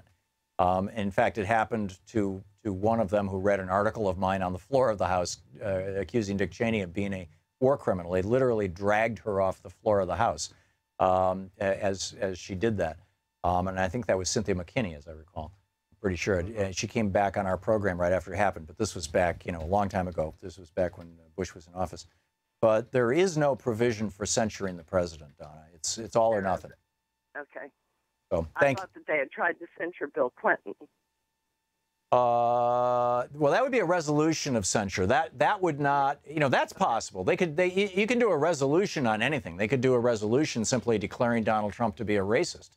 They could do a declaration of censure, but it has no power. It doesn't do anything other than just assert the will of the Senate or the will of the House of Representatives. Right. So, yeah. Okay. Well, that's what I wanted to find out. Thank you so much, Tom. You're welcome. Thank you, Donna. Great to hear from you. Linda in Chapel Hill, North Carolina. Hey, Linda, what's up? Hi, Tom. I called before about 4 or 5 months ago. A black lady. I didn't identify myself as being black then. I was talking about President Obama's $400,000 speaking engagement. But the day I called, just to ask your opinion on two things. One, my original question was, with all the wars going on now, and then with the president admitting yesterday who we already knew what he was, do you think that they would stop the wars now or halt them, the 3 or 4 wars that are being managed instead of being wanned? Yeah. Let's be very clear, Linda. With the exception of Syria, these are not wars. These are occupations. We took down the government of Afghanistan in 2 weeks. We took down the government of Iraq in three and a half weeks. We won those wars in less than a month. We then began a stupid occupation. People do not like being occupied. The American Revolution arguably was, saying to Great Britain, stop occupying North America. Your question. So to reframe your question slightly, the whole meme that is promoted is, by the guys who want to keep these wars, these occupations going, principally the military-industrial complex and the neocons who never saw a war they didn't like, is that, hey, this is insanely profitable. There's a lot of companies who are making a lot of money. Eric Prince is making money. Everybody's making money. The big defense contractors. There are a bunch of multimillionaires here in Washington, D.C. You see them in the fancy restaurants, with their $300 bottles of wine. They're making a fortune on these occupations, and they want to keep them going. I doubt that the war machine is paying any attention to what's going on with Donald Trump right now. The war machine works under both Democrats and Republicans, tragically. And so I just don't think that we're going to see these occupations go away until the law is changed so that the defense contractors cannot own all the politicians that they own, basically. I mean, we're in this mess because of that. So. And some of the things that, he said yesterday, I don't know whether people are, they don't recognize that, Jefferson and George Washington, they are to a lot of black people, evil people also. So I was just wondering, do you think, this is the last question, do you think that black people, black politicians would ever peacefully form their own government, within this geographical area? I'm not an advocate of apartheid on either side, Linda, if that's what you're suggesting. Okay, all right. Okay, thank you so much. You're welcome. Thank you for the call. We just have 30 seconds. I think it's so important that we make this distinction. Yes, about half of the founders of this country were slave owners. And no one is endorsing that or supporting that or anything like that. But they created this country.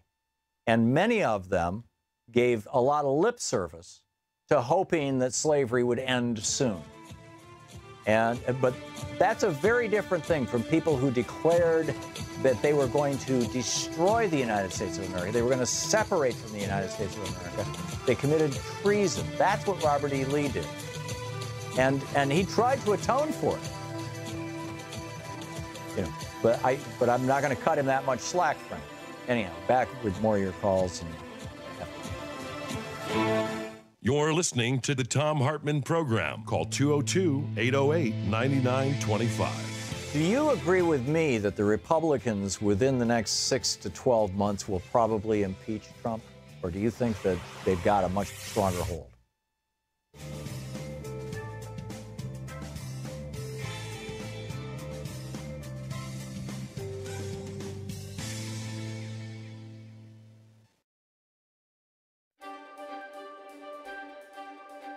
It's the Thom Hartmann University Book Club. Today we're reading from the Thom Hartmann Reader. This particular chapter is an excerpt from my book Threshold, by the way.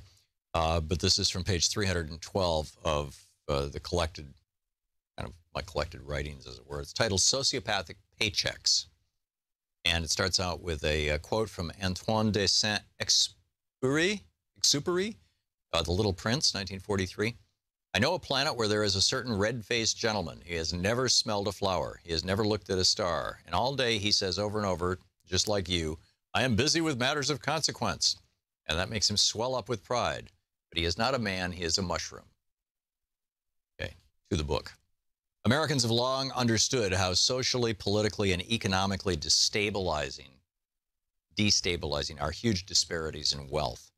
For this reason, the U.S. military and the U.S. civil service have built into them systems that ensure that the highest paid federal official, including the president, will never earn more than 20 times the salary of the lowest paid janitor or Army private. Most colleges have similar programs in place, with the ratios ranging from 10 to 1 to 20 to 1 between the president of the university and the guy who mows the grass. From the 1940s through the 1980s, this was also a general rule of thumb in most of corporate America. When CEOs took more than their fair share, they were restrained by their boards so that the money could be used instead by the company for growth and to open new areas of opportunity. The robber baron J.P. Morgan himself suggested that nobody in a company, including his company, should earn more than 20 times the lowest paid employee. Although he exempted stock ownership from that equation, he owned most of the stock. During the greed is good era of the 1980s, something changed. CEO salaries began to explode at the same time that the behavior of multinational corporations began to change. When Reagan stopped enforcing the Sherman Antitrust Act of 1890, a mergers and acquisition mania filled the air. And as big companies merged to become bigger, they shed off redundant parts. The result was a series of waves of layoffs as entire communities were decimated, divorce and suicide rates exploded, and America was introduced to the specter of the armed, disgruntled employee. Accompanying the consolidation of wealth and power of these corporations was the very real redefinition of employment, from providing a living wage to people in the community to a variable expense on a profit and loss sheet. Companies that manufactured everything from clothing to television sets discovered that there was a world full of people willing to work for 50 cents an hour or less. Throughout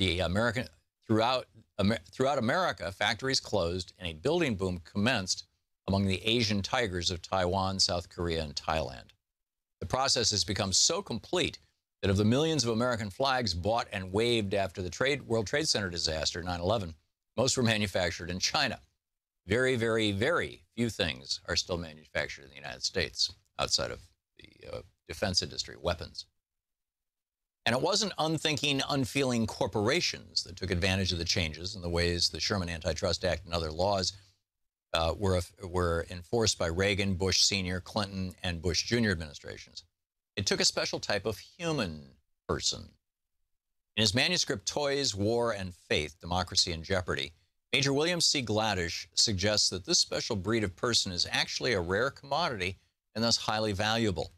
He notes that corporate executives make so much money because of simple supply and demand. There are, of course, many people out there with the best education from the best school, raised in upper-class families who know how to play the games of status, corporate intrigue, and power. The labor pool would seem to be quite large, but Gladish points out there's another and more demanding requirement to meet. They must be willing to operate in a runaway economic and financial system that demands the exploitation of humanity and the environment for short-term gain. This is a disturbing contradiction to their children's interest and their own intelligence, education, cultural appreciation, and religious beliefs. It's the second requirement, Gladish notes, that drastically reduces the number of quality candidates for corporations to pick from. Most people in this group are not willing to forsake God, family, and humanity to further corporate interests in a predatory financial system. For the small percentage of people left, the system continues to increase salaries and benefit packages to entice the most qualified and ruthless to detach themselves from humanity and become corporate executives and their hired guns. One of the questions often asked when the subject of CEO pay comes up is, what would a person like William McGuire or Rex Tillerson, the CEOs of United Healthcare and ExxonMobil, respectively, possibly do to justify a $1.7 billion paycheck or a $400 million retirement bonus? It's an interesting question. If there's a free market for labor or CEOs, you'd think there'd be a lot of competition for the jobs. And a lot of people competing for the positions would drive down the pay. All that United Healthcare stockholders would have to do to avoid paying more than $1 billion to McGuire is find somebody to do the same CEO job for $500 million. And all they'd have to do to save even more is find somebody to do the job for a mere $100 million. Or maybe even somebody who'd work the necessary 60-hour weeks for only $1 million. So why is executive pay so high? I've examined this question with both my psychotherapist hat on and my amateur economist hat on. and only one rational answer presents itself. CEOs in America make as much money as they do because there really is a shortage of well-trained sociopaths. The book is, well, ultimately it's from Threshold, but it's in the Thom Hartmann.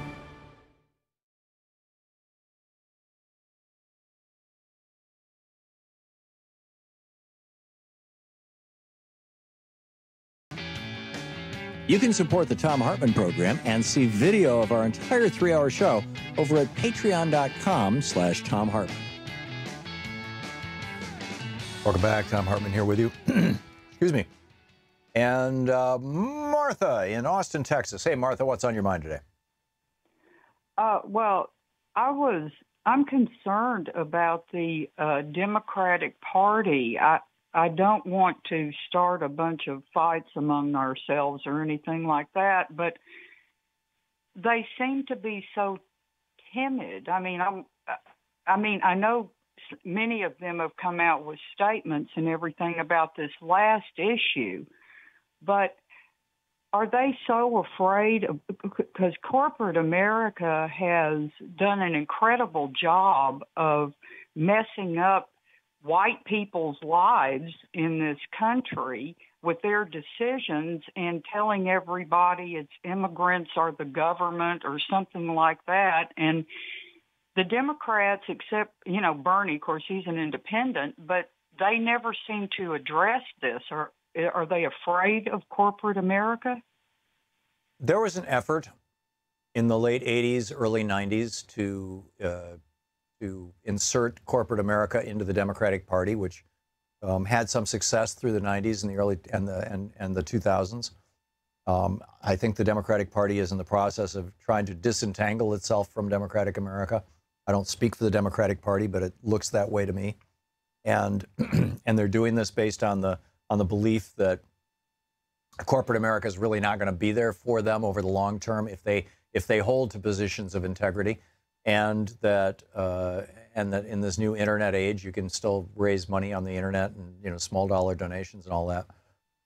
But I think the biggest problem, Martha, is that the Democrats are usually shut out of the political dialogue. The television networks will virtually never have a real progressive on. And which is about half, solidly half of the Democratic Party. They will never have a real progressive on. You do not see the progressive lights and luminaries in the Democratic Party on network television. And it's not because they're not trying to be there. It's not because they're not sending out press releases every other day. I get them. It's because the corporate owners of these television networks do not want genuine progressive voices on. They'll put on corporate Dems. They'll put on Joe Manchin all day long, or Harold Ford Jr. But they're not going to put on Jan Schakowsky or Mark Pocan or Raul Grijalva. And I think it's a tragedy. But the Democrats are raising hell and have been raising hell for some considerable time. It's just that their message, by and large, doesn't get through. Maybe it requires high theater, and I've been advocating for some time that the Democrats get a little more creative in the way that they theatrically present this stuff. But part of the problem is you're right. There is some, I wouldn't say timidity. There are some folks in the Democratic Party who just basically have sold out. But it's not most of the party. It's not the majority of the party. And the party, I think, is moving in a very, very positive direction right now and needs every hand on board and everybody possible who can get out there and get inside the party to make it better.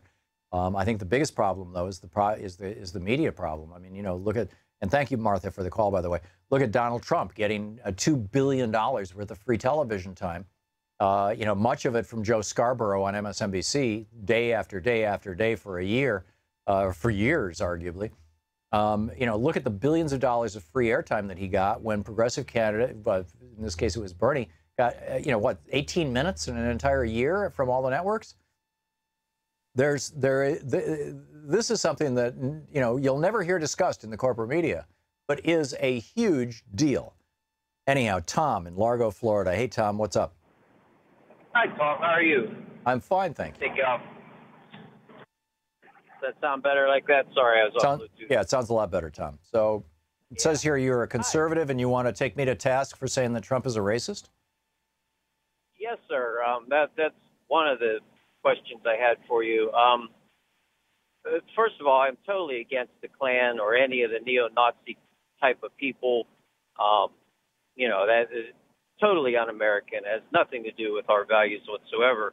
I do have an issue with people immediately calling Trump a Nazi over this. I listened to his speech. I listened to what he said. And he's right in the fact that both sides came prepared to do bad. They both, the other side showed up. The leftists were not carrying guns. No, they came with helmets and whatever they had to defend themselves. The other side, you had about 80% of those so-called protesters, the Nazis and the Klan members, were carrying weapons of war in some cases. I do not see the equivalence between the two, number one. Number two, you want to know if Donald Trump is a racist? Go back and look at all the times Donald Trump has talked about his good genes. Just go to YouTube and type in the words Donald Trump and genes, G-E-N-E-S. And you can see time after time after time when he's talked on TV about, the guy is virtually a eugenicist. And that has, I believe, informed his thinking on race. He doesn't come right out and say it, no. But, clearly from what we saw yesterday, he's to this day defending the death penalty for 5 young black and Hispanic men in New York City who DNA evidence proved had nothing to do with the rape of that jogger. And I don't recall if she died or not. I think she did. But in any case, he's still holding on to that. He only very reluctantly had pried from his fingers the idea that President Obama, our first black president, couldn't have been president because he was actually a secret Muslim born in Kenya. I mean, it doesn't get worse than this, Tom, at this level. Can I comment, sir? You may. Hello. Yeah, you're on the air. Like I told your call screener, I'm not calling to cause a fight or cause an argument or anything. This is honestly the first time I've listened to your show. I flipped over to it from the shows I usually listen to, just to hear, what the other side was talking about today. A lot of it I agree with what you're saying. The problems we have in this country. I have 2 biracial grandchildren. I get it. I see the problems in this country. But we've got to stop all this one-sided bashing of each other. As far as the Confederacy. Wait a minute. Each other, Tom. What part of us is the Nazis? No. Okay, there were Nazis there, and Donald Trump defended them last night. What part of us, what part of we, what part of the United States of America is the friggin' Nazis? None of us. Okay, if you're going to go there, then how can we defend Black Lives Matter attacking people? How can we defend... Black Lives Matter is not attacking people. Black Lives Matter is about defending people from Nazis. Excuse me.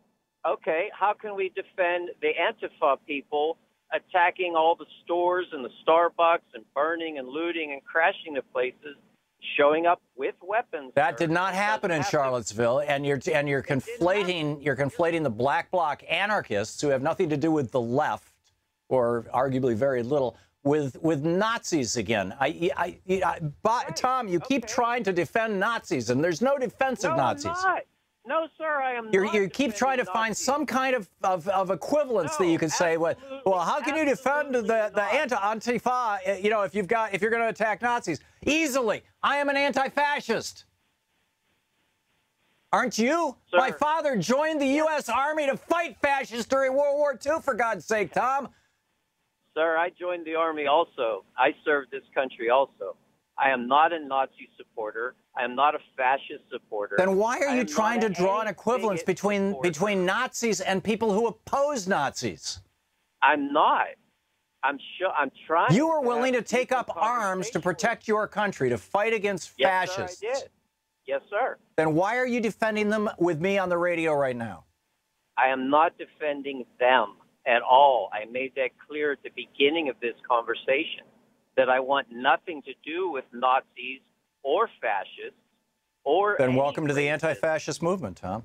I am not a part of that anti-fascist movement in any way, because they, your last guest you had on, described fascism as people who are repressive and oppressive and not allowing people to get their opinions out by force. That's exactly what the anti-fascist people are doing right now. They're canceling people trying to come and speak that they don't agree with. And I'm not talking about Nazis again, sir. I'm just talking Yeah, I know. about It's all about my law. right.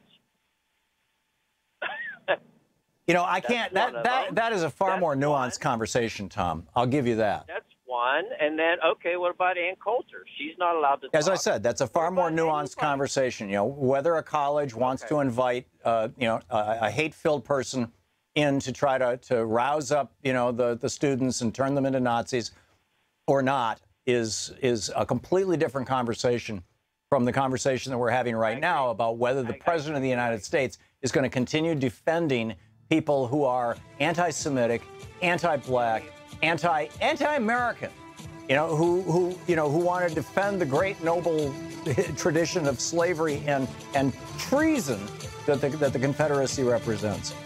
Tom, thanks for the conversation. Feel free to call anytime. Good talking with a rational conversation with a conservative is not a bad thing. We'll be right back.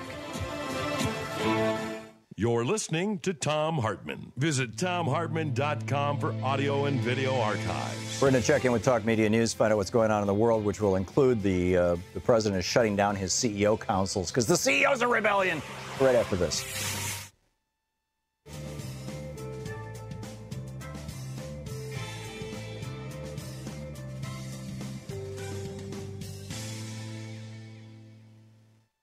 Welcome back. Chris in Marietta, Georgia. Hey, Chris, what's up? Hi, Tom. Thank you for having me on, and I so appreciate the work that you do and everybody on Free Speech TV. And I wanted to, first of all, comment on the last caller, Tom. I think it's very hard for some conservatives. Chris? Hi, Tom. Thank you. No, I heard everything you said. You got right up to, I think it's very hard for some conservatives. If your TV is on, turn it off because there's a time delay. Just talk to me. Sir. So you think it's very hard for some conservatives what? So what I wanted to say was I think a lot of conservatives like Tom in Florida and other places are caught up in the false narrative because of the strength of, the whole fake news thing and stuff like that. What I would say to Tom is that I am a 60-year-old grandfather, and I'm an Antifa supporter. And the reason I'm an Antifa supporter is because I believe in a horizontal society where all people are respected. And I believe that we should not anticipate that either party in our two-party system has the capacity at this point to help us with a variety of very, very serious issues. I think having Mark Bray to explain a little bit about the Antifa movement has been one of the best things that you've done so far, because on the left, the progressive left, the real left, and let's face it, there's no such thing as the alt-left. There's progressive leftists who want an egalitarian society, who are suspicious of power and corruption from both parties. For example, if Bernie Sanders is going to be supported by me at any time in the future, he better show me as an American that he will repudiate the defense industry and our drive towards war.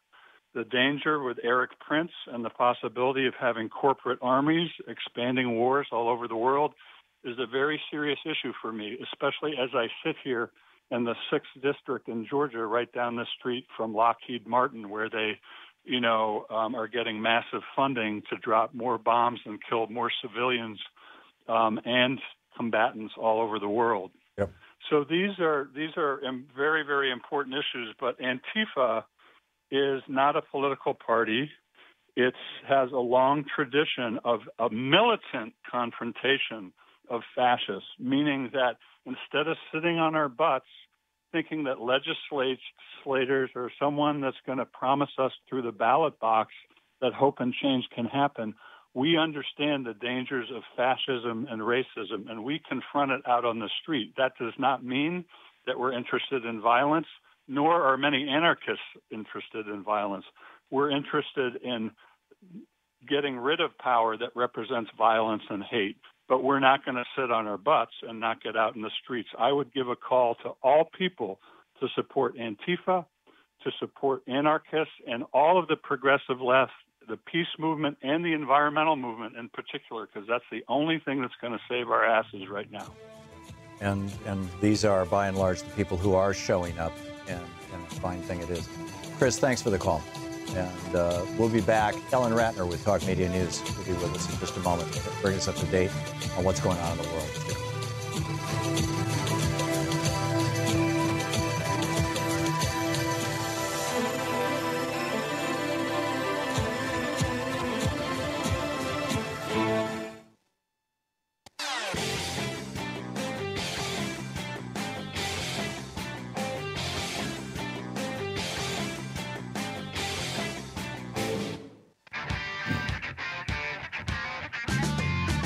Welcome back. Thom Hartmann here with you. And let's check in with Talk Media News, find out what's going on in the world today. This report brought to you by Ellen Ratner's new book, Loving What You Do, and by goatsfortheoldgoat.com. And on the line with us, Ellen Ratner herself. Hey, Ellen. Well, hi. First of all, this is just really it happened in the last hour. The President Trump, he basically said that he was disbanding the Manufacturing Council and Strategy Policy Forum after more CEOs took off and said they're not going to be part of it. And so now the president says that he's disbanding it. Now, it seems that one of the two councils did meet, and they may have decided to disband it on their own, but we don't know that yet. It has not been determined what's really Well, he happening. was up to, what, 8 CEOs had deserted, rats leaving the sinking ship? Major company. Yeah, well, Carrier was the last one, and that was the company that Trump was sucking up to. Right, exactly, saying Amazing. that they had provided all these jobs, et cetera. Right. Okay. Also, this is interesting. As you know, there have been now, Baltimore last night got rid of several monuments to the Confederates. Well, the Southern Poverty Law Center actually came up with the statistics on this. There's 718 monuments and statues, nearly 300 of which are in Georgia, Virginia, or North Carolina. 109 public schools are named for Robert E. Lee, Jefferson Davis. 80 counties and cities named are for Confederates. 9 official Confederate holidays in 6 states, and 10 military bases named for Confederates. So they got a lot of work to do. Yeah. Now, also, Hope Hicks is going to be the new White House communications director, but it's interim only. I actually know somebody whose name shall remain nameless because they asked me to, who was invited to that job, turned it down. So it's interesting that I think what's going on is that they had nobody that wanted that job right now who could handle it, and they picked Hope Hicks, and they said that it's just temporary. Oh, interesting. Now that person is in charge of the press secretary too. Right. Okay. Pretty crazy. Okay. Now, yesterday there was a special election in Alabama to replace Jeff Sessions' seat. Now, interestingly enough, the president supported this Luther Strange, who's 64 years old. He was appointed as the senator from Alabama. There's going to be a runoff because neither of them got 50% September 26th. So Luther Strange was the pick by President Trump. And Roy Moore, he's famous for, remember, he refused to get rid of the 10 Commandments, even though it was a federal court order, because he said obedience of a court order superior to all other concerns, even the suppression of belief in the sovereignty of God. Right. Didn't he get impeached from the Supreme Court in that state? I think he actually did. But anyhow, he is now the front runner. He got more votes in the Alabama special election. They think that if he wins against Luther Strange, who is the appointed senator, if he wins against Luther Strange, that there's a good possibility that seat will go Democratic. I agree. So keep an eye on this one. So that's going to be interesting. Okay, now, today, the president and founder of the National Center for Police Defense delivered 40,000 signed petition to the U.S. Department of Justice calling for an end to Sheriff Joe's Arpaio's prosecution. As you know, he was prosecuted. They said that he was not allowed to have a jury, and now the whole issue is, will President Trump pardon him, as he has tweeted he might.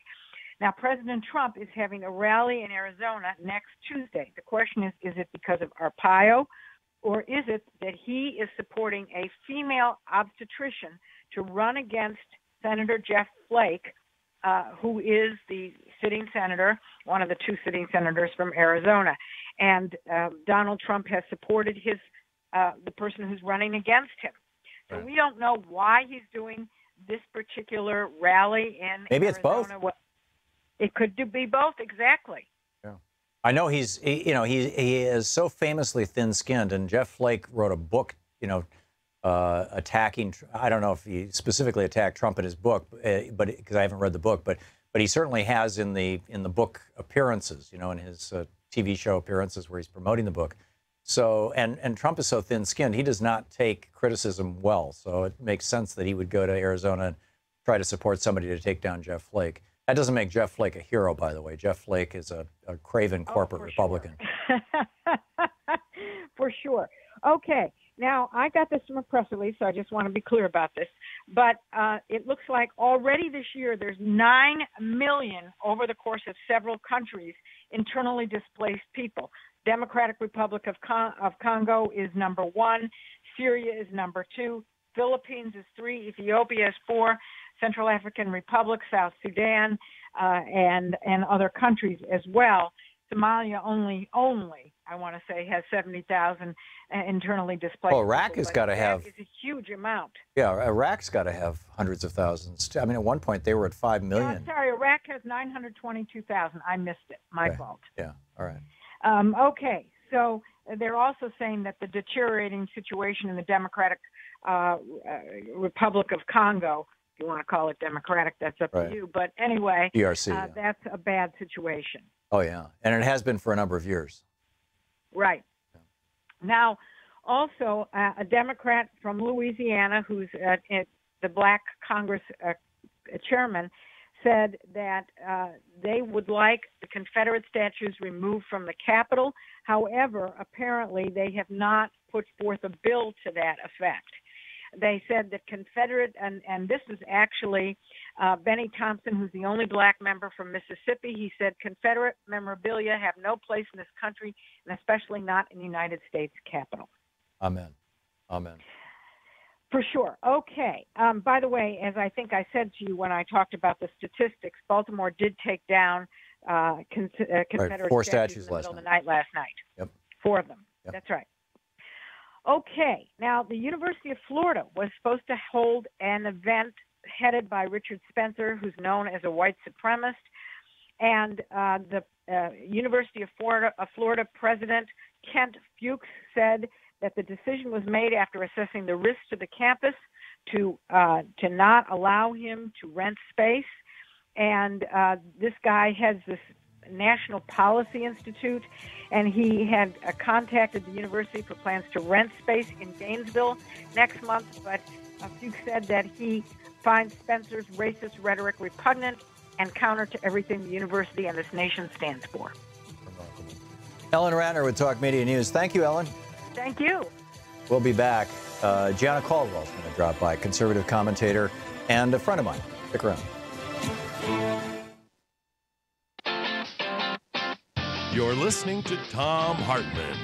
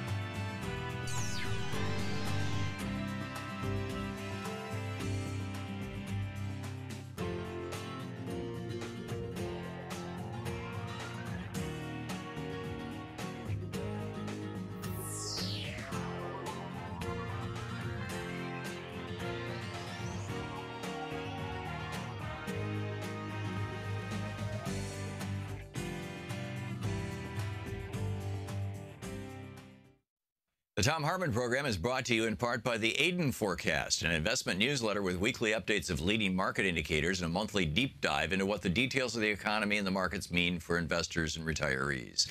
On the web at aidenmarkets.com. Wines have some of the highest pesticide levels in our food chain. This hour brought to you by ecowine.com. Pesticide-free wines, organic wines, imported from France by the Organic Wine Company, ecowine.com. Hartmann Program is brought to you in part by Super Beets. Super Beets are sourced from non-GMO beets, and they're packed with dietary nitrates, helping to produce nitric oxide for more energy, stamina, and support for healthy blood pressure levels naturally. For more information, call 800-223-8242 or visit tomsbeets.com.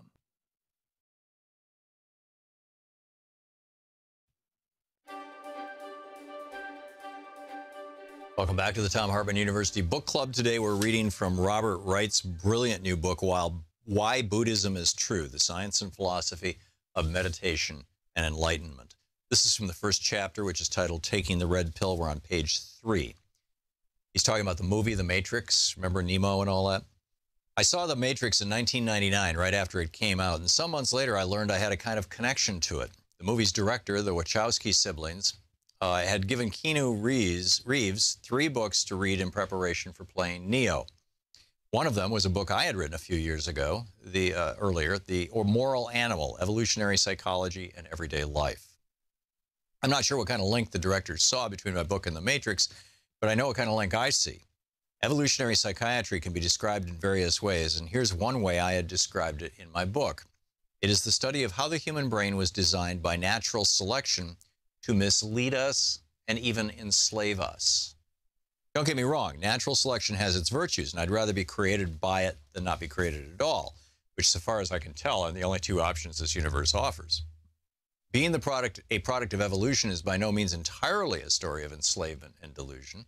Our evolved brains empower us in many ways, and they often bless us with a basically accurate view of reality.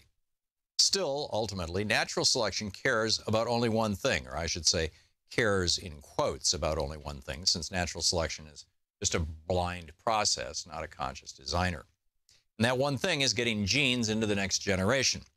Genetically based traits that in the past contributed to genetic proliferation have flourished, while traits that haven't have fallen by the wayside. And the traits that have survived this test include mental traits, structures and algorithms that are built into the brain and shape our everyday experience. So if you ask the question, what kinds of perceptions and thoughts and feelings guide us through life every day? The answer at the most basic level is not the kinds of thoughts and feelings and perceptions that give us an accurate picture of reality. No, at the most basic level, the answer is the kinds of thoughts and feelings and perceptions that helped our ancestors get genes into the next generation. Whether those thoughts and feelings and perceptions give us a true view of reality is, strictly speaking, beside the point. As a result, they sometimes don't.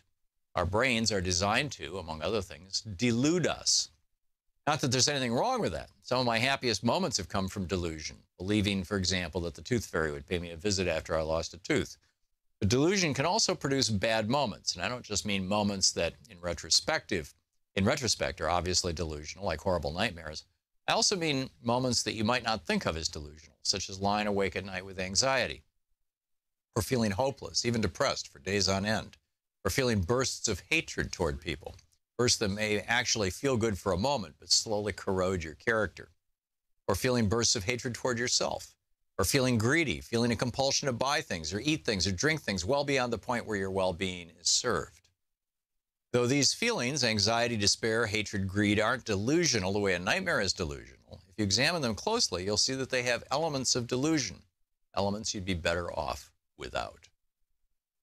And if you think you would be better off, imagine how the whole world would be. After all, feelings like despair and hatred and greed can foster wars and atrocities. So if what I'm saying is true, if these basic sources of human suffering and human cruelty are indeed a large part of in large part the product of delusion, there is value in exposing this delusion to the light. Sounds logical, right? There's a problem that I started to appreciate shortly after I wrote my book on evolutionary psychology. The exact value of exposing a delusion to the light depends on what kind of light you're talking about. Sometimes understanding the ultimate source of your suffering doesn't by itself help very much. Let's take a simple but fundamental example, eating some junk food, feeling briefly satisfied, and then only minutes later feeling a kind of crash and maybe a hunger for more junk food. This is a good example to start with for two reasons. First, it illustrates how subtle our delusions can be. There's no point in the course of eating a six-pack of small powdered sugar donuts when you're believing that you're the Messiah or that foreign agents are conspiring to assassinate you. And that's true of many sources of delusions that I'll discuss in this book. They're more about illusion, about things not being quite what they seem, than about delusion in the more dramatic sense of the word. Still, by the end of the book, I'll have argued that all of these illusions do add up to a very large-scale warping of reality, a disorientation that is as significant and consequential as out-and-out delusion. The second reason junk food is a good example to start is that it's fundamental to the Buddha's teachings. Okay, it can't be literally fundamental to the Buddha's teachings, because 2,500 years ago when the Buddha taught, junk food as we know it didn't exist. What's fundamental to the Buddha's teachings, though, is the general dynamic of being powerfully drawn to sensory pleasure that winds up fleeting at best. One of the Buddha's main messages was that the pleasures we seek evaporate quickly and leave us thirsting for more. We spend our time looking for the next gratifying thing, the next powdered sugar donut, the next sexual encounter, the next status-enhancing promotion, the next online purchase, but the thrill always fades, and it always leaves us wanting more. The old Rolling Stone lyric, "I can't get no satisfaction," is, according to Buddhism, the human condition. Indeed, the Buddha is famous for asserting that life is pervaded by suffering. Some scholars say that's an incomplete rendering of his message, and that the word translated as suffering, dukkha, could, for some purposes, be translated as unsatisfactoriness. The book is Why Buddhism is True, the Science and Philosophy of Meditation and Enlightenment.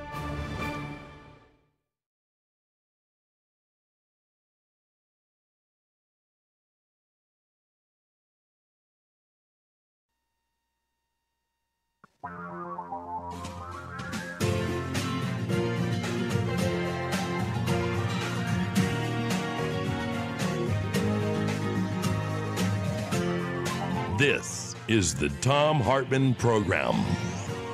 Welcome back. Thom Hartmann here with you. And I said before the break that after the break, I was going to have a conservative commentator who's a friend of mine on, and I could just imagine people's heads exploding all over the country. Gianna Caldwell is on the line with us. He runs Caldwell Consulting. He's a Republican analyst with Caldwell Strategic Consulting. CALDS Consulting.com is the website. You can tweet him at Gianno, Gianno, Caldwell, Caldwell. And Gianno, just so people have a little background, you're an African-American conservative commentator who has been a regular guest on my TV program for years, and we like each other as people. We've had drinks together too. Yeah, we've had some really good times together, and I've always I've always disagreed with your politics. I've always liked you as a person, which kind of puts me in a. That's exactly what you told me. Yeah, that was one of the first Republicans you've actually liked. Yeah, well, I liked my dad too. He was a Republican. But the thing that I saw, it's been a while since you've been on our show. You've kind of gone on to bigger and better things. You're all over Fox News these days. And last night on Fox News, and this has gone viral. It's all over the internet. When asked about Trump, you teared up and said, well, actually, I shouldn't be putting words in your mouth. Tell me your thoughts on where we're at right now. Well, first, Tom, you're actually the first show that I've gone on since that moment, and it wasn't last night. It was this morning. Okay, thank you. This is pretty much an exclusive for you because I haven't done anything, and if people look at anything on social media or online right now, it's pretty much everywhere. The segment where Fox and Friends this morning, we were discussing, or at least brought in to discuss, the statue issue about people taking down the statues, etc. Well, me personally, that's not something. That's one issue, but the real big issue at hand is Trump's press conference. And to me, I wasn't going to go in talking about a statue when it was something so heavy on my heart. I couldn't sleep. I couldn't think.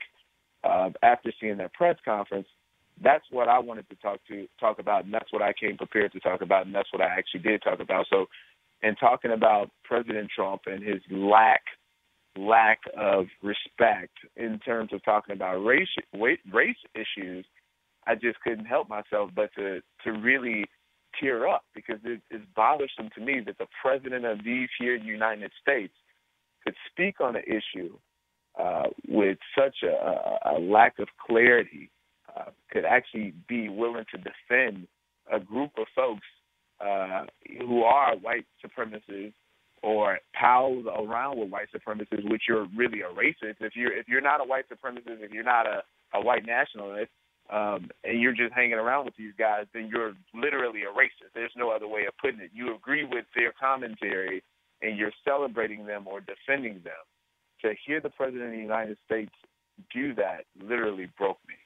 Yeah, Giano, for the many years that you and I dueled with each other on television, I on a number of occasions, as I recall, and I'm pretty sure I'm clear on this, you reality check me, played for you things like the Lee Atwater clip in 1981 when he was, after he'd helped Ronald Reagan win the election, where he talked about we don't have to use the N-word anymore. Now we can, and we don't even have to say forced busing anymore. Now we can just talk, we need to cut spending, and everybody gets it that we're talking about basically no more federal money for lazy black people. And, and he says, and that's a hell of a lot more subtle than, N-word, N-word, N-word. I always, it's always seemed to me that racism, since Nixon's Southern strategy, Reagan's first speech after he got his nomination in the convention in Philadelphia, Mississippi, that these were shout-outs to white racists. But at least Nixon and Reagan had the good sense or sophistication or whatever, and I don't mean this as a compliment, to hide that in public. Donald Trump isn't even hiding it in public. How do you reconcile, if you don't mind, and feel free to just tell me it's none of my damn business, and I'll move on. It's none of your damn business. Okay, now we go ahead. Okay. Well, seriously, I was wondering, how do African Americans in general who are conservatives reconcile that part of the Republican Party with the, trying to maintain a consistent stand as a Republican? Well, first and foremost, I'm gonna have to push back on a little bit of your commentary. I'll recognize that there's definitely some folks within the Republican Party that, whether they be elected officials or activists, that had pretty much a racist pedigree in terms of what they were looking to push, to marginalize people of color and otherwise. But we can also recognize that also has happened in the Democratic Party. Oh, that was the Democratic Party prior to the 1950s. We can discuss that, but let me go ahead and speak very specifically to your question in terms of African American conservatives in the Republican Party that deal with these issues. Me personally, the reason in which I chose to be a Republican over a decade ago stems from the start of the Republican Party in 1854 in opposition to the Kansas-Nebraska Act, which wanted to expand slavery into the North. Then we look at some of the civil rights bills that were sponsored by Republicans and all those different things. And I know the usual retort is, that's the old Republican Party. That's not the Republican Party of today. Well, truth be told, there's been a number of changes made in the Republican Party of today. You got a number of African Americans in leadership. We saw the folks that ran for president. It was a pretty diverse group of folks on the Republican side. And also, the reason is, I believe I am the change agent. Like today, I had a unique opportunity to sit on the #1 morning show in America, the one that President Trump actually watches, and speak on the one issue that they were discussing in that 6 o'clock Eastern time hour, which was about the statues, which was the only real opportunity to talk about this press conference. Yeah. We're talking with Gianna Caldwell. I'm sorry, Gianna. I thought you were finished. No, go ahead. No, I had a unique opportunity, and I thereby provided what I thought was appropriate as a Republican, as an African American conservative, on a very large platform that's now going viral. Yeah. Well, I can't argue with that. I mean, I consider myself, or I hope that I'm a change agent within the Democratic Party, And because, the Democratic Party has a few problems too, although, so here we are, a couple of partisans. But I'm curious. I have been saying for some time that the Republicans will take down Donald Trump. They will impeach him, or they will put so much pressure on him that he resigns at the point at which it's clear that his racial bumbling, which is, I think, how the billionaires who own the Republican Party would characterize this, starts interfering with his ability to give tax cuts to billionaires and to make it easier for the owners of polluting industries to poison our air and water. And, Scott Pruitt's doing a great job of introducing more poisons into our air and water, and he's doing it very, very aggressively. But even that agenda may be at risk. And so I'm wondering, do you think that with the things that Trump says, that the power brokers of the Republican Party are going to cut him loose any day soon? Well, first and foremost, he has to, if there were to be the case, and mind you, Trump won without any power brokers. There was no, he had Robert Mercer, who's a billionaire, supporting him. In fact, it was Mercer's Cambridge Analytica that arguably, provided the biggest boost for him. So let me put this in the right set of terms. You had Hillary Clinton with over 500 or so staff members all across the country, and Donald Trump had less than 100. He had a fraction of the money Hillary Clinton had, and not as much of a ground game and strategy. Yeah, Gianna, we're running out of time here. Let's not relitigate the election. Do you think that the Republicans are going to tolerate this with Trump? No, I mean, look at what Republicans have been saying all yesterday. You talk about Speaker Ryan, talk about Mitt Romney, talk about any number of Republicans who have denounced his behavior and conversation surrounding this issue. So you don't think the Republicans are going to impeach him? You have to have an impeachable offense. This wasn't an impeachable offense. It was definitely the Confederacy was treason and sedition, and he was supporting that yesterday. I think supporting sedition is probably a high crime or a misdemeanor. He has a hotel here in Washington, D.C. that has a clear lease that says that no elected official can benefit from this. He still owns that hotel. That's a violation of the Emoluments Clause of the Constitution. And Robert Mueller may come out with something that the Republicans can use. I mean, they impeached Bill Clinton over a BJ, for God's sake. It's not like they, that they need a whole lot, and they got a grand jury going. And the old saying, a grand jury can indict a ham sandwich. Yeah, but Bill Clinton lied to federal investigators too. That's my point. It's a different ballgame. That was my point. And at some point they're probably going to find something like that. If there's something to be found, which we don't know, if there's something to be found, then I'm sure that would be a consideration for a lot of folks. I know that there's a lot of people within the Republican establishment that are upset, disappointed, and tired of President Trump. I'm disappointed, upset, just frustrated with what I saw from him on yesterday, as well as on a number of other occasions. So with that being the case, I'm sure that if there's an opportunity, there's something that will be discussed. I leave that for the elected officials that will have the responsibility in doing that. It was announced today that Mike Pence is cutting short his overseas trip to come back. I don't know if you've seen the official MikePence.com website. It's a spoof site, but it's brilliant. But do you think that Pence is coming back to save the day? I don't know. Somebody needs to. Do you think the day is savable? Is there any way that Trump can undo this, at least with the part of the Republican Party that's offended by it? I realize that there's a part of the Republican Party that loves what he said. David Duke thanked him yesterday. Yeah, but that's David Duke, I think, is a Democrat. But there's such a small fraction of the Republican Party that's actually in support of what he said. What I've seen is a lot of outrage, a lot of people frustrated with this president. And I think that, Mike Pence should try to help as well as anybody else. But the truth is Donald Trump is the one that continues to step on his own message. So the only person that can really help Trump is Trump. And at this point, every time there's seemingly an opportunity where he can help himself, he does something else there.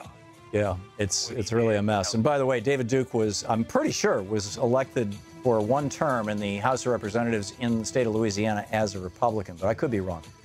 Gianna Caldwell, Republican analyst with Caldwell Strategic Consulting, calledconsulting.com. You can tweet him at Gianno, Gianno, Caldwell, Caldwell. My friend, it's good talking with you. Thank you, Gianno. Thank you. Yeah, we'll be back. This is the Thom Hartmann Program. Stick around. We'll be right back.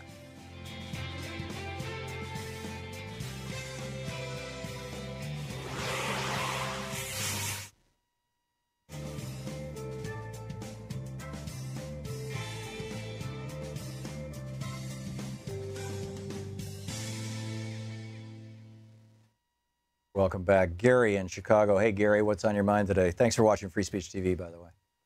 Well, the white supremacy thing is a terrible thing. It's a real concern, but there's no thing that's really more relevant than climate change. And there's a Republican solution for it. But first, I want to go through some things. It's, the big roadblock to climate change solution is evangelical Christians. When you talk to them about climate change, they say, well, Jesus is coming soon, but they don't know, or they're not recognizing that in Genesis, God tells Adam and Eve to be good stewards of the planet. In Revelation, I will destroy those who destroy the earth. But in the middle of the Bible, it says, what you sow, so shall you reap. So God's attitude could be, you created this mess, and now you have to live in it. You can't force God's hand. Just because climate change is getting worse and worse. Gary, let's take God out of this for a minute, because we're going to get in an argument about that. Let's just focus on, you said that there is a Republican solution to climate change, and I have no idea what you're talking about. All right, so if President Trump privatizes the EPA and, and lets some... He's already done that. Scott Pruitt has brought industry people into the EPA. They are kicking out scientists. They're shutting down, scientific research. If you put Elon Trump in there, he's got Solar City, he's got solar roofs. You mean Elon he's got Musk? Electric cars. He's got, batteries that power houses. He's got a bunch of stuff. Okay, then Trump could be a great president. You're talking about Mount Rushmore. You can put Trump on Mount Rushmore if he solves the crisis of the century. I don't think he's going to solve anything, Gary. I really don't. The closest thing I have heard to a, quote, Republican solution to climate change was a couple of weeks ago when I think it was one of the groups that was funded by the Koch network, but I may be wrong. But there was one of these groups who came out and said, we're willing to accept a carbon tax. It might have been, in fact, as I recall, actually, it was ExxonMobil. We're willing to accept a carbon tax. No problem. You can start at $30 a ton and go up gradually. We would like to, A, be able to pass along 100% of that cost to our customers so it doesn't cost us a penny.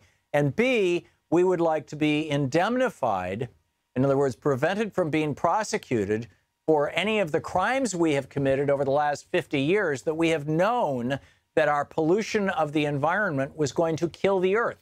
We would like to be... Put a billionaire in charge like Elon Musk, who is committed to climate change, and he's got all... Gary, putting billionaires in charge of government is not the solution to anything. You've got a billionaire in charge in the White House right now. Look how well it's turning out. Well, what about Elon Musk? Is he not committed, or is he committed? I have no idea if Musk would be a competent politician. I mean, running a business and running a government are completely different things.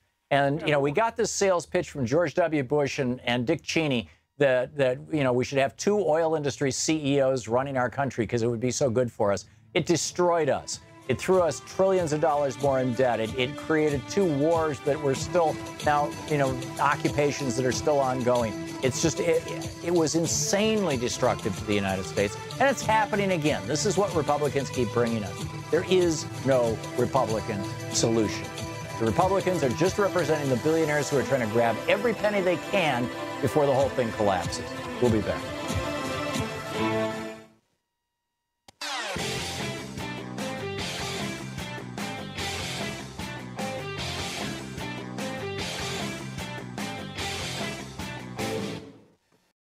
Hi there, I'm Marie with Free Speech TV. Your support, whether through giving donations, volunteering, or spreading the word about Free Speech TV, has made it possible for the only independent progressive news network to exist. And for that, I want to say thank you. Now you can give to the network powered by the people by donating an unwanted or used vehicle through our Vehicles of Change program. If you have an old car, RV, or even a motorcycle, Free Speech TV can use it to grow and thrive. You can make a bigger difference in supporting Free Speech TV by giving an old car. It's a great way to support the network without having to dig into your bank account. Just call 877-378-8669 and ask for more information about Vehicles of Change. Again, the number to call is 877-378-8669. If it has a VIN, we'll take it in. Thank you.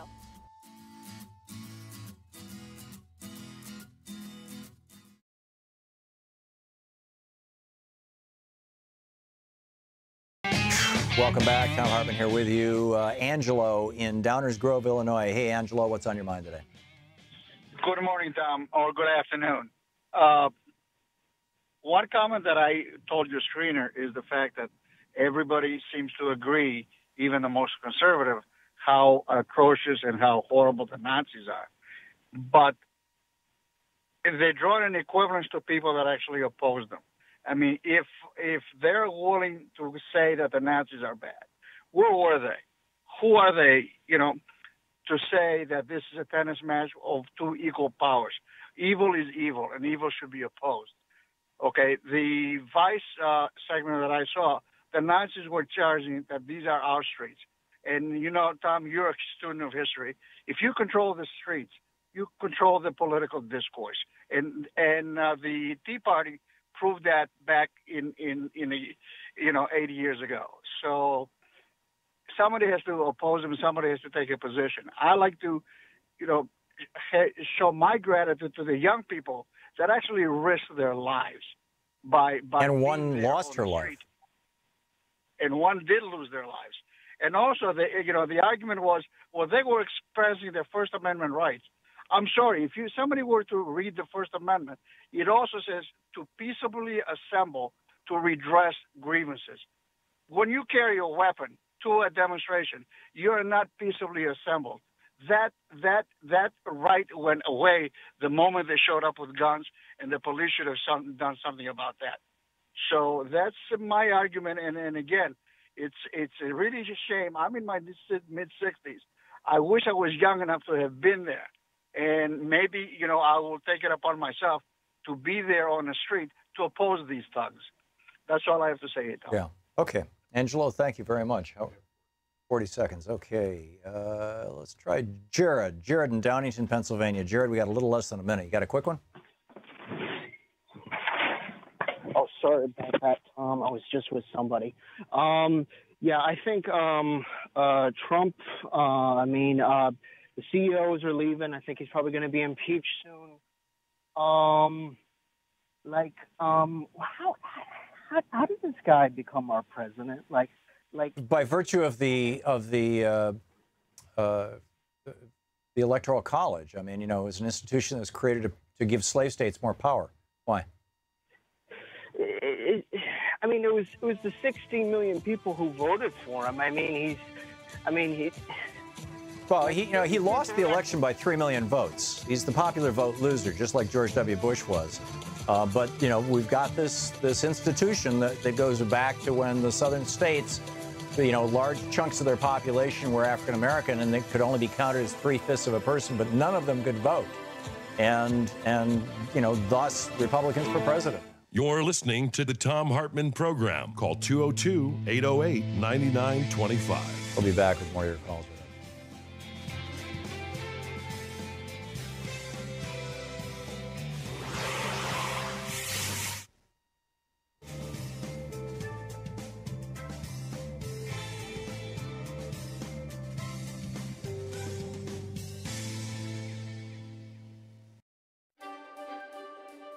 We're reading today from Jesse Eisinger's new book, shall we call it the Chicken Poop Club? Why the Justice Department Fails to Prosecute Executives.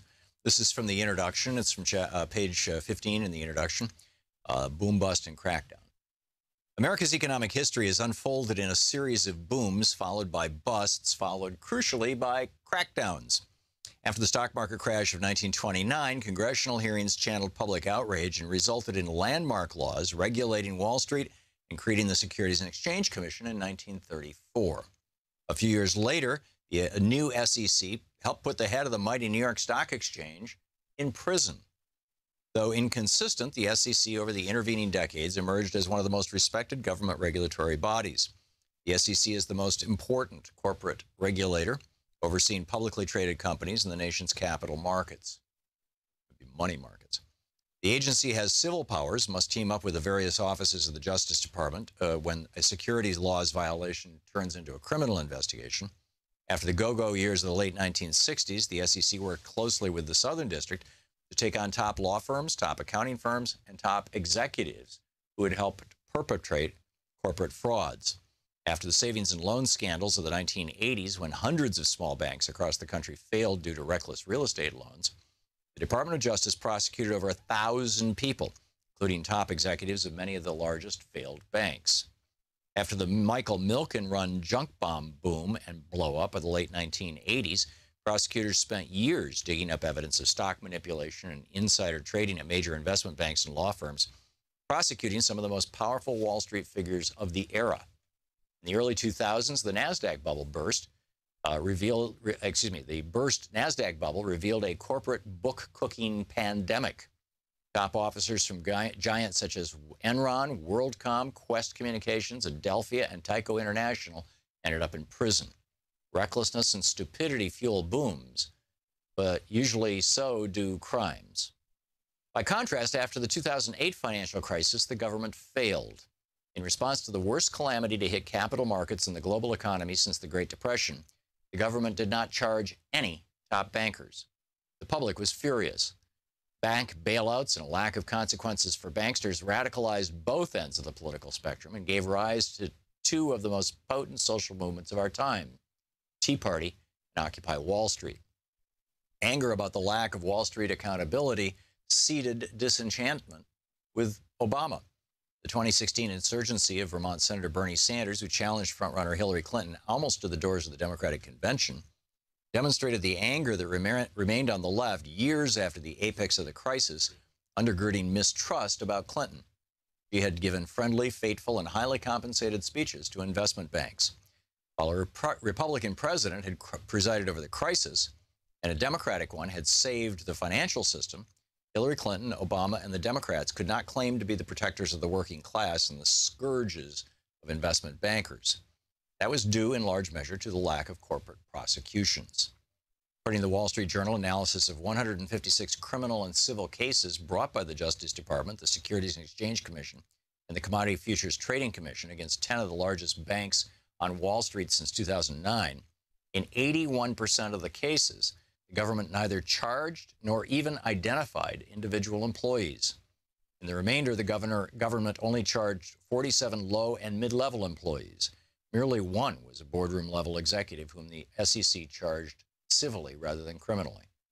In his own incoherent and superficial ways, Donald Trump rode anger about Wall Street throughout his campaign, railing at the bank's power.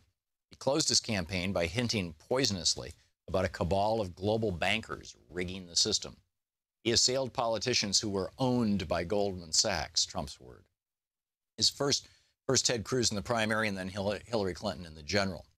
The Republican platform called for breaking up the big banks by returning to the Glass-Steagall Act, the Depression-era law that splits commercial bank from investment banking, a reflection of resentment about the government bailout of the financial system as the bankers wriggled free. No sooner had Trump taken office, though, than he rushed to stuff members of that cabal into his White House and cabinet. He and Goldman alumni who advised him moved within days of taking office to unravel Dodd-Frank and loosen restrictions on corporations generally. It's commonplace to observe that no top bankers from the top financial firms went to prison for the widespread malfeasance that led to the 2008 financial crisis. It's such a socially acceptable opinion that no less than an inside-the-beltway figure than the former chairman of the Federal Reserve, Ben Bernanke, said, after he was safely out of office, that more bankers should have gone to prison. The problem is worse than that. Today's Justice Department has lost the will and indeed the ability to go after the highest-level corporate wrongdoers. The problem did not begin in the aftermath of the 2008 crash, and it has not ended. Prosecutors don't simply struggle to put executives for too-big-to-fail banks in prison. They also cannot hold accountable wrongdoing executives from a gamut of large corporations, from pharmaceutical to technology to large industrial operations to retail giants. And, you know, the book goes on from there, laying out exactly who and how and why. It's extraordinary. The Chicken Beep Club.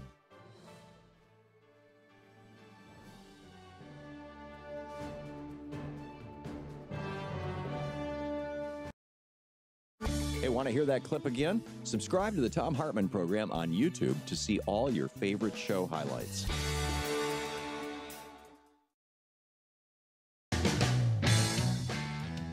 Can't catch the show live? Want to listen when it's convenient for you? Well, you're in luck. You can find the Thom Hartmann Program podcast without commercials over at thomhartmann.com. Dr. Thom Hartmann here with you. Somebody posted on my Twitter feed here, and I can't verify this because it's from a site that I don't recognize, independentreporter.net, ir.net. But it's Mueller's, the report. This is according to Special Investigator Pesach Latin. This is actually, this is more and more. This is looking to me like it might be a phony news story. I'm not going to report on this until I've got some corroboration. Back to you, Eric, in Erie, Pennsylvania. Hey, Eric, what's on your mind today? Hey, Tom. Good afternoon. Listen, I tried to get in yesterday and couldn't, but I wanted to follow up on Tony McAleer and his kind of testimonial of his individual story. Mm-hmm. I was one of those kind of kids myself. Real early, I was out of it by the time I, came to adult age. But there's a flip side to a lot of the stuff Tony was mentioning in terms of the outward danger that those kind of kids present to the larger community, to the minority groups that they're, being taught hatred against and stuff. They themselves become targets for abuse in that way that, youngsters who appear troubled or without, loving parents and things, they're easy prey for people like molesters and other victimizers. And that sort of thing might be something to include in, trying to call attention when there's a kid that's expressing some of this outward behavior, this hate group behavior. I wonder to what extent this is like coping mechanism stuff, because, I was bullied and beat up a lot as a kid, and I didn't turn into a Nazi. But what I did do is I withdrew, by and large, from the social crowd and just dug into books and became a total nerd.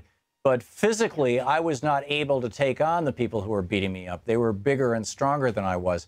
If I had been born with the body of a mesomorph rather than an endomorph, if I was, born, strong and muscular and that kind of thing, I might have responded to that bullying. Well, first of all, it might not have happened, but if it was, I might have responded the way that Tony responded by becoming a bully myself. And that, you just kind of wonder, is that, are these, what are the, Robert Frost's, the road in the woods that you come to the turning point or the fork in the road, and which way do you go? Well, you could come to both to several, Tom. I can say for myself I did, because depending upon what circumstance you're in, I bullied and I was bullied. I had a cop for a father, and he was kind of stereotyped in that way. And anywhere I could assert power, I did. But I was always the littlest kid. I took on a lot of bullying because of that, and I learned to fight because of that, and learned aggression. And whereas I learned how to run.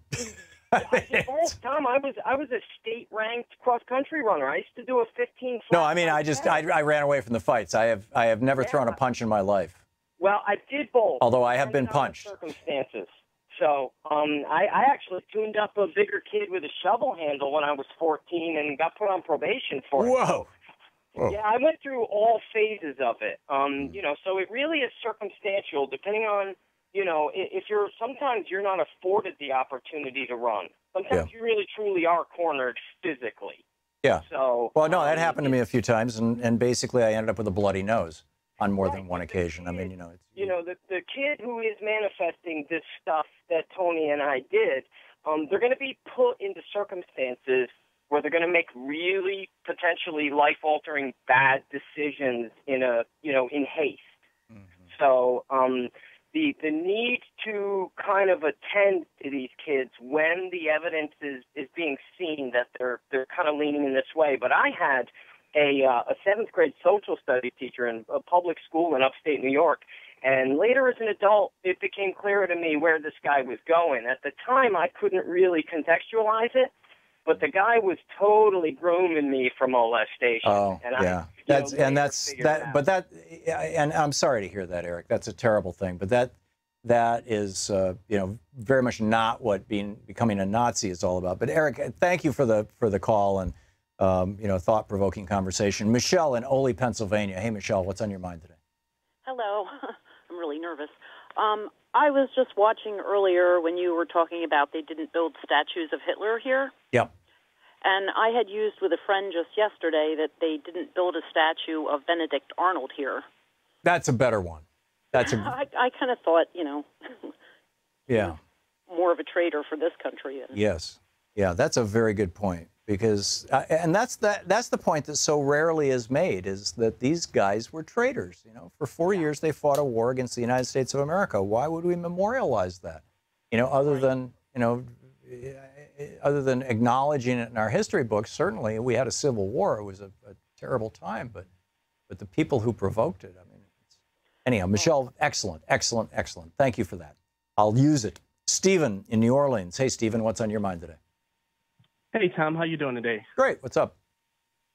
My quick comment is that, everybody's always talking about the First Amendment and freedom of speech, but it's like it's freedom of speech, not freedom of platform.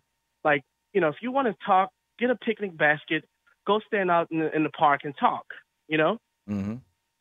My first point. My second point is conservatives always talk about, it was the Democrats who started the KKK and everything else. It's like, well, the Democrats are trying to fix this problem. Step aside and let us fix the problem.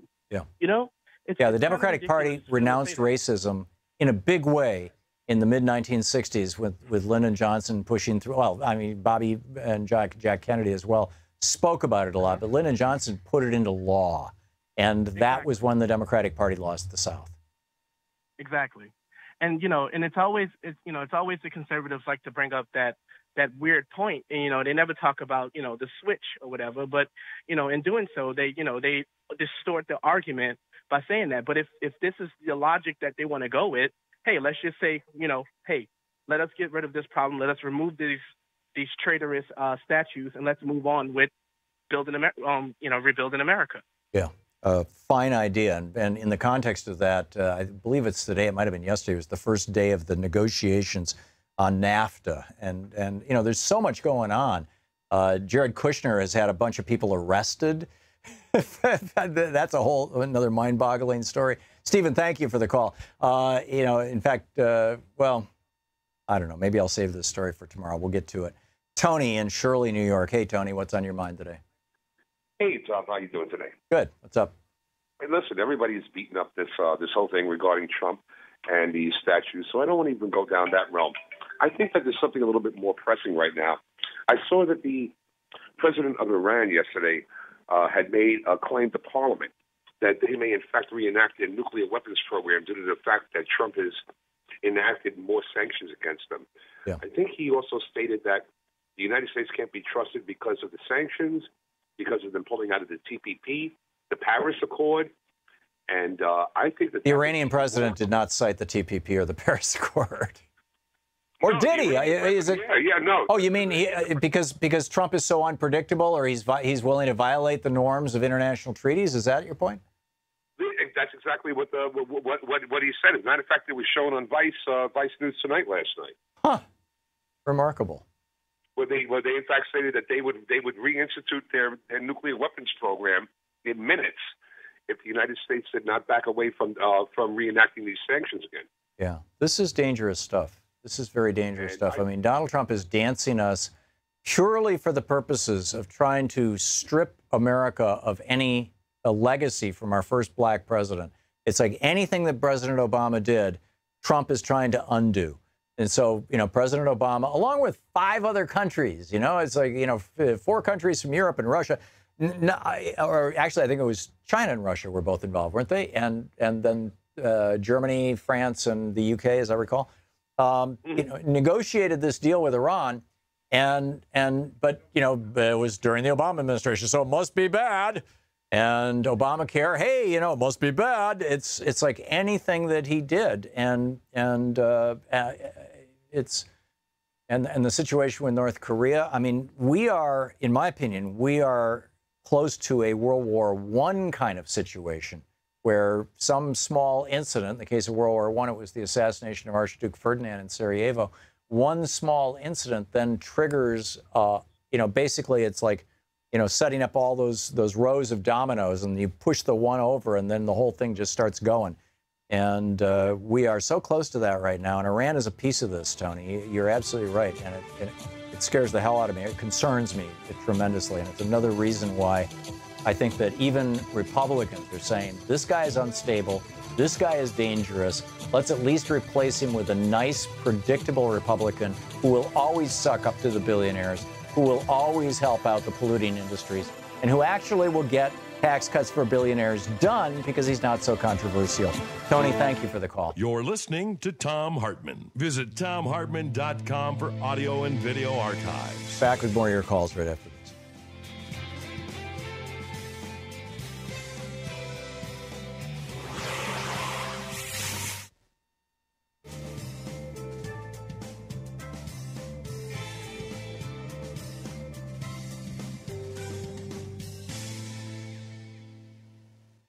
And welcome back. Tyrone in Denver, Colorado. Hey, Tyrone, thanks for watching Free Speech TV. What's on your mind today?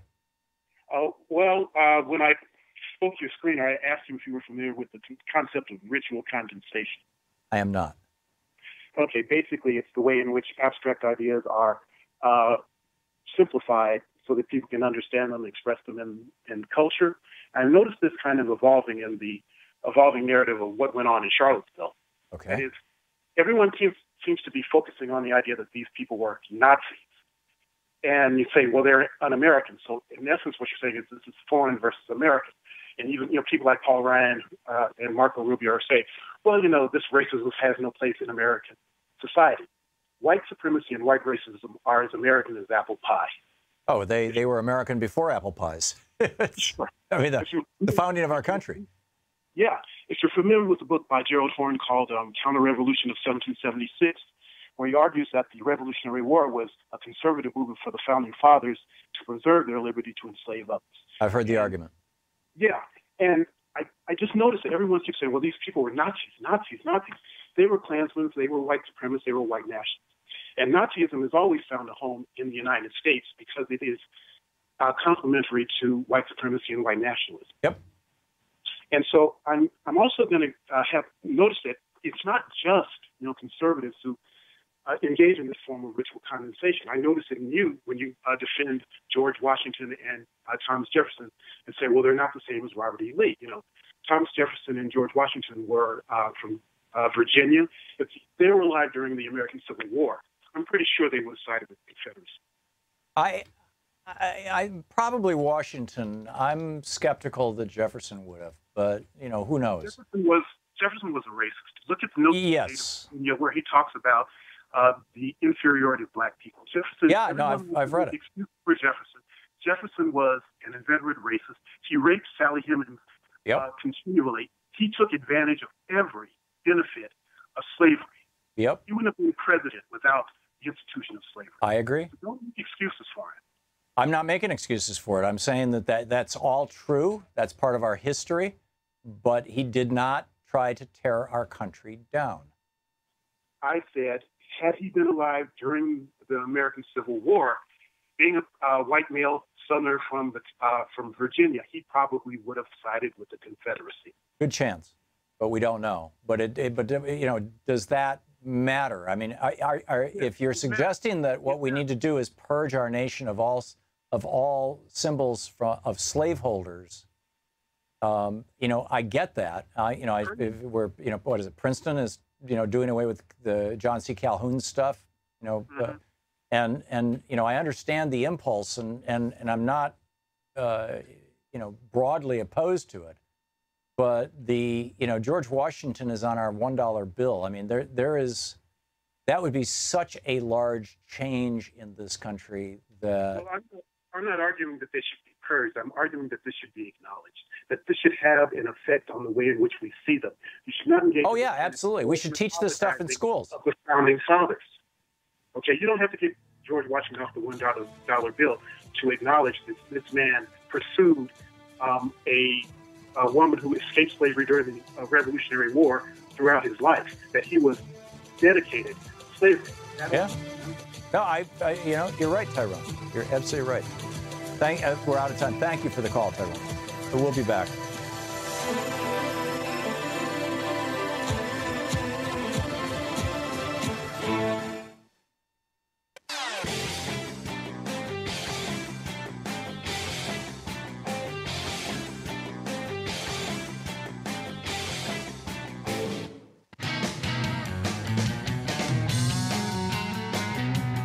Welcome back. Thom Hartmann here with you, and Mark in Salem, Oregon. Hey, Mark, what's on your mind?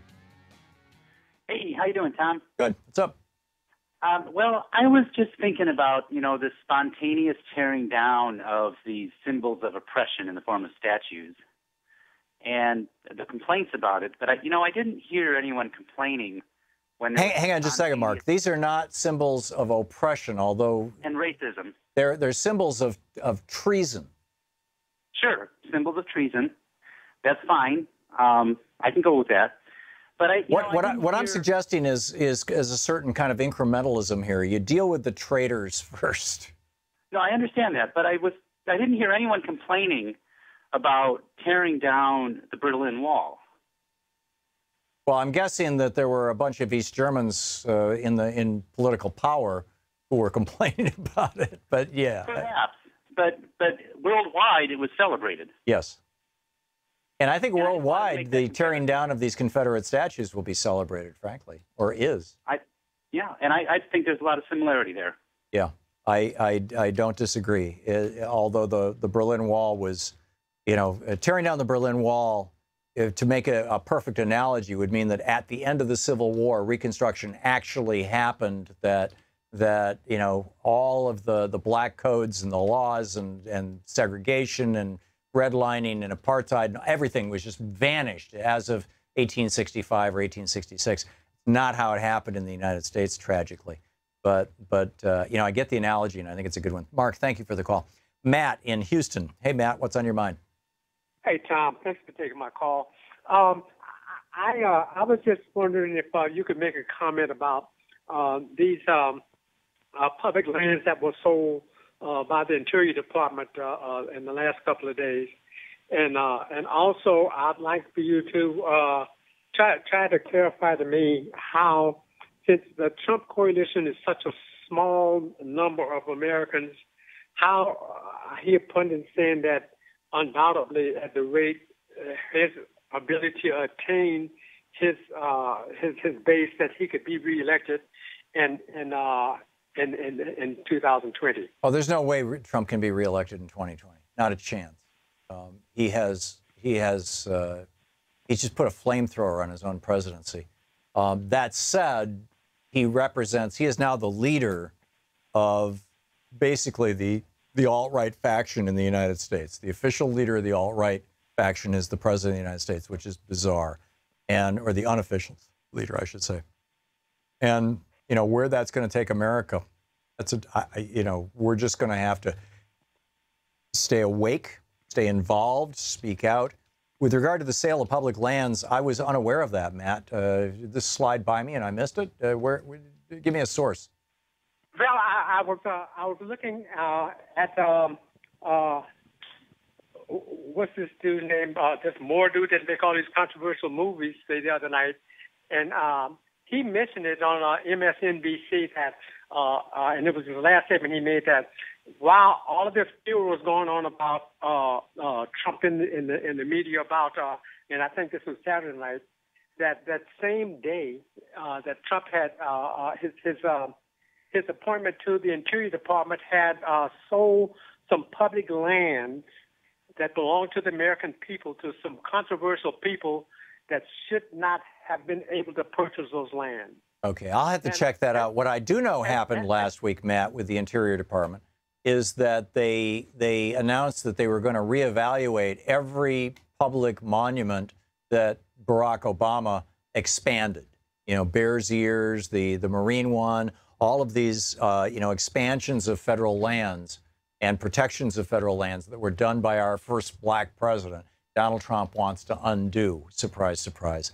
And to the extent that public lands can be sold off to billionaires or to extractive industries, mining companies and drilling companies and whatnot, they want to go ahead and do that.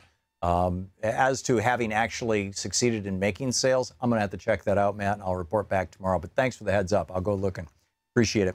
Joe in Phoenix, Arizona. Hey, Joe, what's up?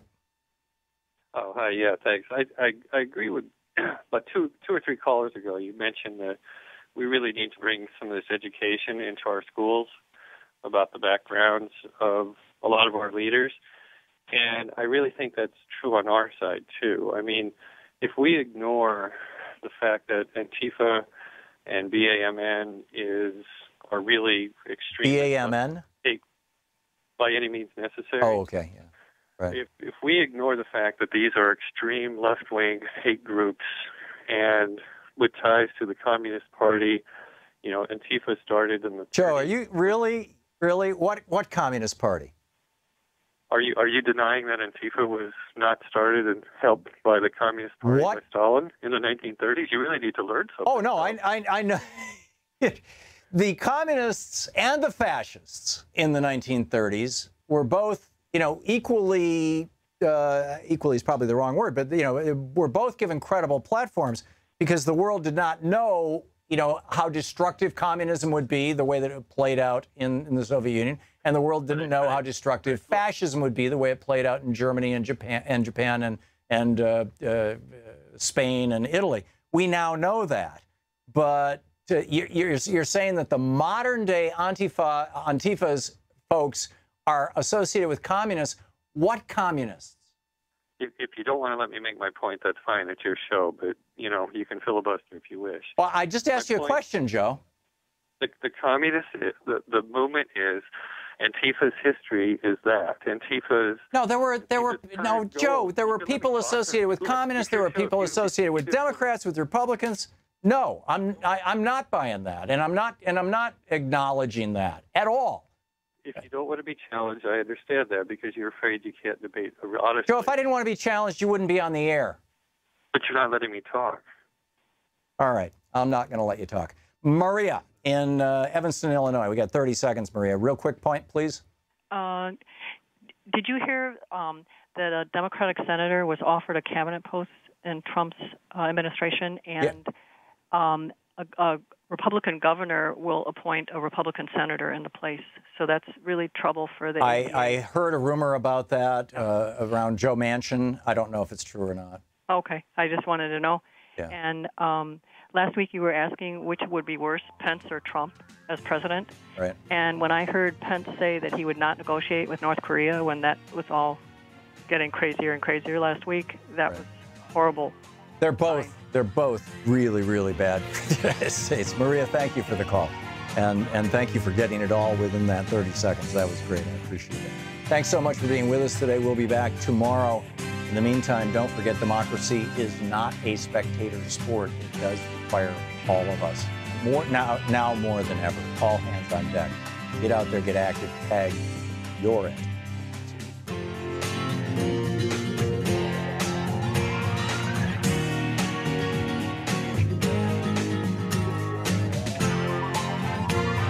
You've been listening to Thom Hartmann. For audio and video archives, visit thomhartmann.com.